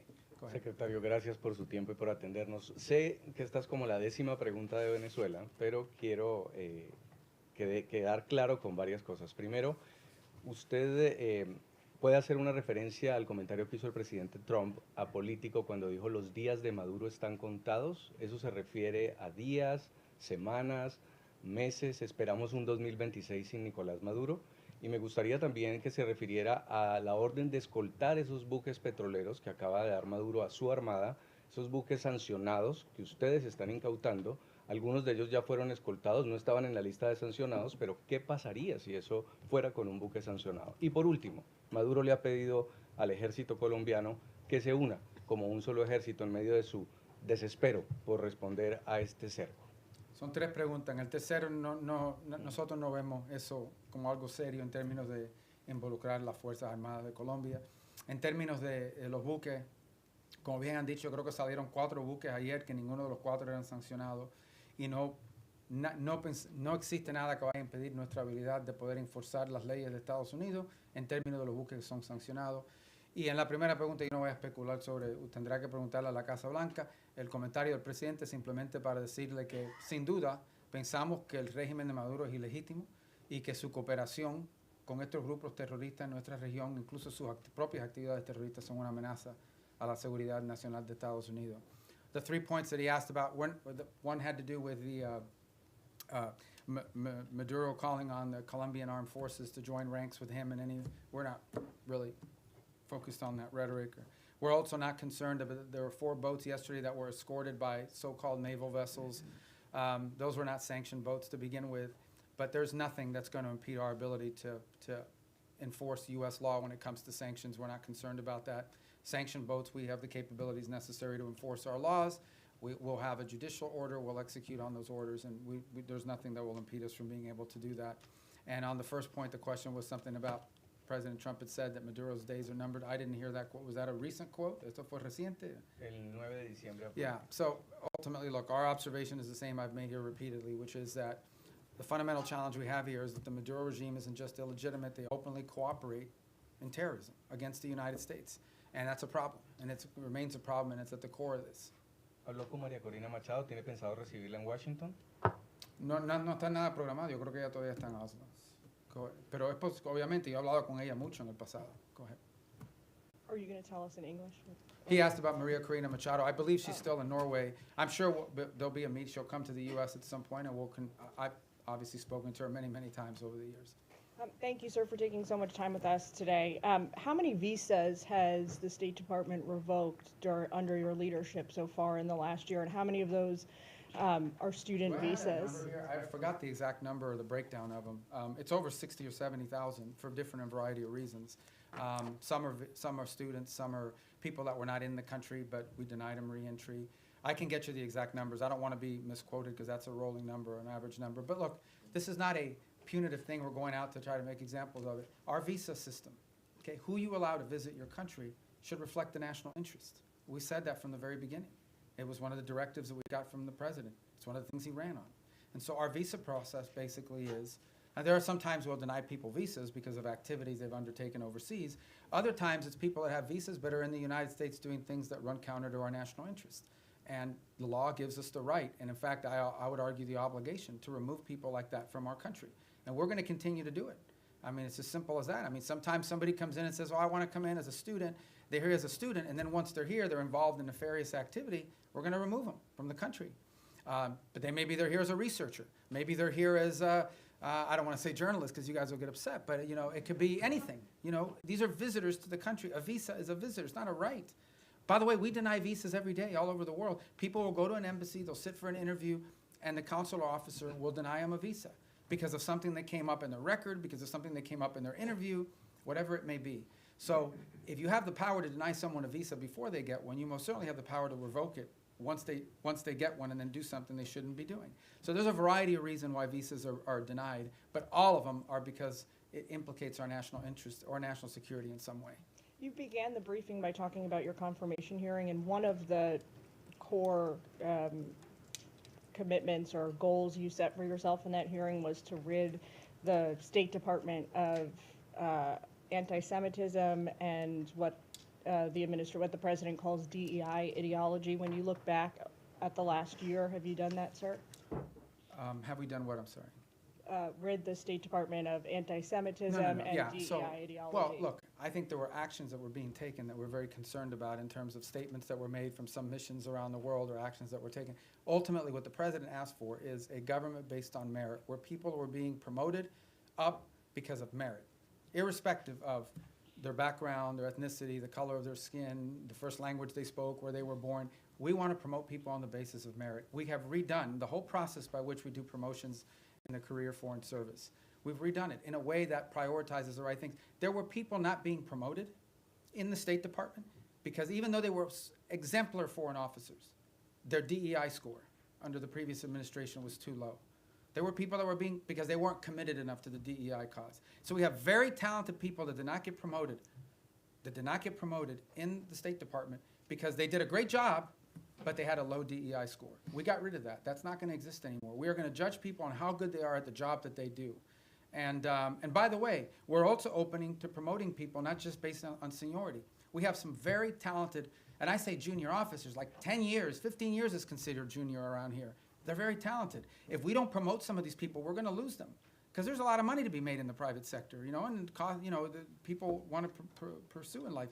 If people don't see upward mobility where they work, if they don't see the opportunity that by working hard and being successful, I'm going to be able to get ahead, they think they're reading roadblocks, they may leave and go work for another agency or outside of government. So we want to promote good people on the basis of merit. And I do think we have made changes. In fact, I just today approved a list of foreign service promotions for the president to submit to Congress.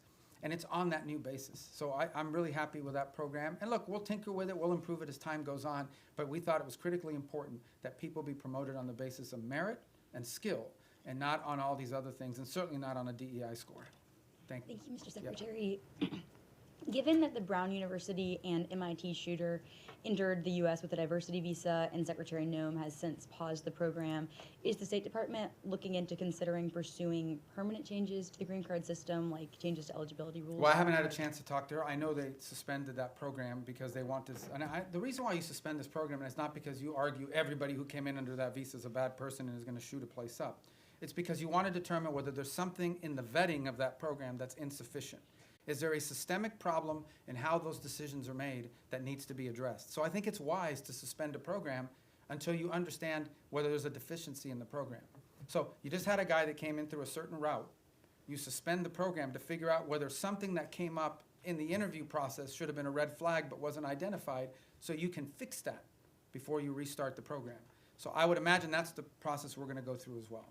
Okay, yes, sir. Thanks, Mr. Secretary. Thanks for all your time here today. An issue I believe is close to your heart, Cuba.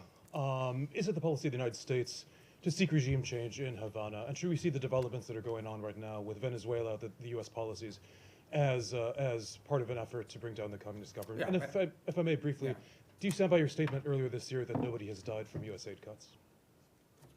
On your first point, I think it's not just a policy of this administration. I think every administration would love to see a different type of situation in Cuba. Cuba's a disaster. It's a disaster. It's not just because they're Marxists and because they're terrorists. They're incompetent. These are incompetent people, and they've destroyed that country. On the second point, I'm very proud of the changes we've made in foreign aid. Just yesterday, the day before, we are, I think before the end of this year, going to enter into over 50 compacts, health compacts with different countries around the world. Understand the way this used to work. We used to go to a country and say, we're going to give you a bunch of money for your healthcare programs. And then we would go out and hire some NGO in Northern Virginia or whatever. They would take their 60% cut off the top for administrative aid. They would take another 20%. Before you knew it, just a portion of that money was even reaching these countries. In many cases, many of those countries, it is true. I heard somebody whisper that's not true. It is true. In many of these countries, the governments didn't even know how much money was being spent. We are now entering into government-to-government compacts with these governments. And the compacts are the following. Not only are they provided assistance, but they are being provided a plan to build up their own self-sustainment and their own abilities internally. So that in the long term, these countries need less aid because they can now do it for themselves. Some countries may take 5 years, some countries may take longer, but we're very proud of that, and the countries are very excited about that. I'm also very excited about humanitarian aid. It's interesting, nobody, you guys didn't pay a lot of attention to this, but this happened. In Jamaica, got hit by this hurricane. And everybody, I saw some articles, this is going to be a disaster, the U.S. humanitarian response is not going to be good. It was excellent. Perhaps one of the best humanitarian responses in recent memory in terms of what we were able to bring very quickly to bear in assistance to them, led by our embassy, but also led by the region. And by the way, it was also very helpful that we had a lot of military assets in the region that were able to assist in that as well. We recently had an event in Sri Lanka. Again, we were able to very quickly provide assistance, the assistance they needed. So we're it's still a work in progress. We're still building this out. But I think in the big picture and in the long term, when people look back at this, they're going to say that we redid foreign aid in a way that actually delivered aid more effectively and in a way that furthered our national interests, both. And a lot of it driven from the embassy level. The amount of control and power and influence that our ambassadors and our embassies will now have to help shape how foreign aid looks like in those individual countries is much greater today than it was when you had USAID sitting alongside them almost as an independent branch that oftentimes took actions completely divorced, completely separated from our broader foreign policy. Yes, sir. Thank you, Mr. Secretary. First, I want to ask a clarifying question regarding Venezuela. You mentioned you've spoken with the opposition leader repeatedly over the years. When was the last time you spoke with her? I don't recall. I mean, she was not in a place where talking was very easy. And she was in hiding in Venezuela. Do you think there's a possibility we could be seeing a White House summit with her in any sort of the future? I don't know. I mean, maybe. I don't know. I mean, nothing's been planned. And then shifting gears a little bit, the State Department mentioned earlier this year some free speech concerns, particularly in Europe. What are some goals you have in regards to that in 2026? Any countries or certain efforts that you have? Well, I mean, broadly, we're concerned about any place, first and foremost, where American free speech could be implicated, right? Are we going to live in a world where some American puts up a social media post and then gets to some airport somewhere and is arrested? We're also concerned about the impact that some of their policies are having on our social media platforms. As you recently saw, X is facing this massive multi-million-dollar fine that they're going to have to pay, I guess, if they want to continue to operate. But I think more importantly, I think it touches on the broader question that was asked a little bit earlier. We all talk about how these alliances, in many cases our alliances with our European partners, are built on our common principles, our common values, as much as anything else. These aren't just a geopolitical arrangement. It is an alliance with like-minded countries with whom we share values and principles. And one of those values and principles, we hope, is freedom and the freedom of expression. And we're concerned that that is eroding. Okay, thank you, guys. Thank you.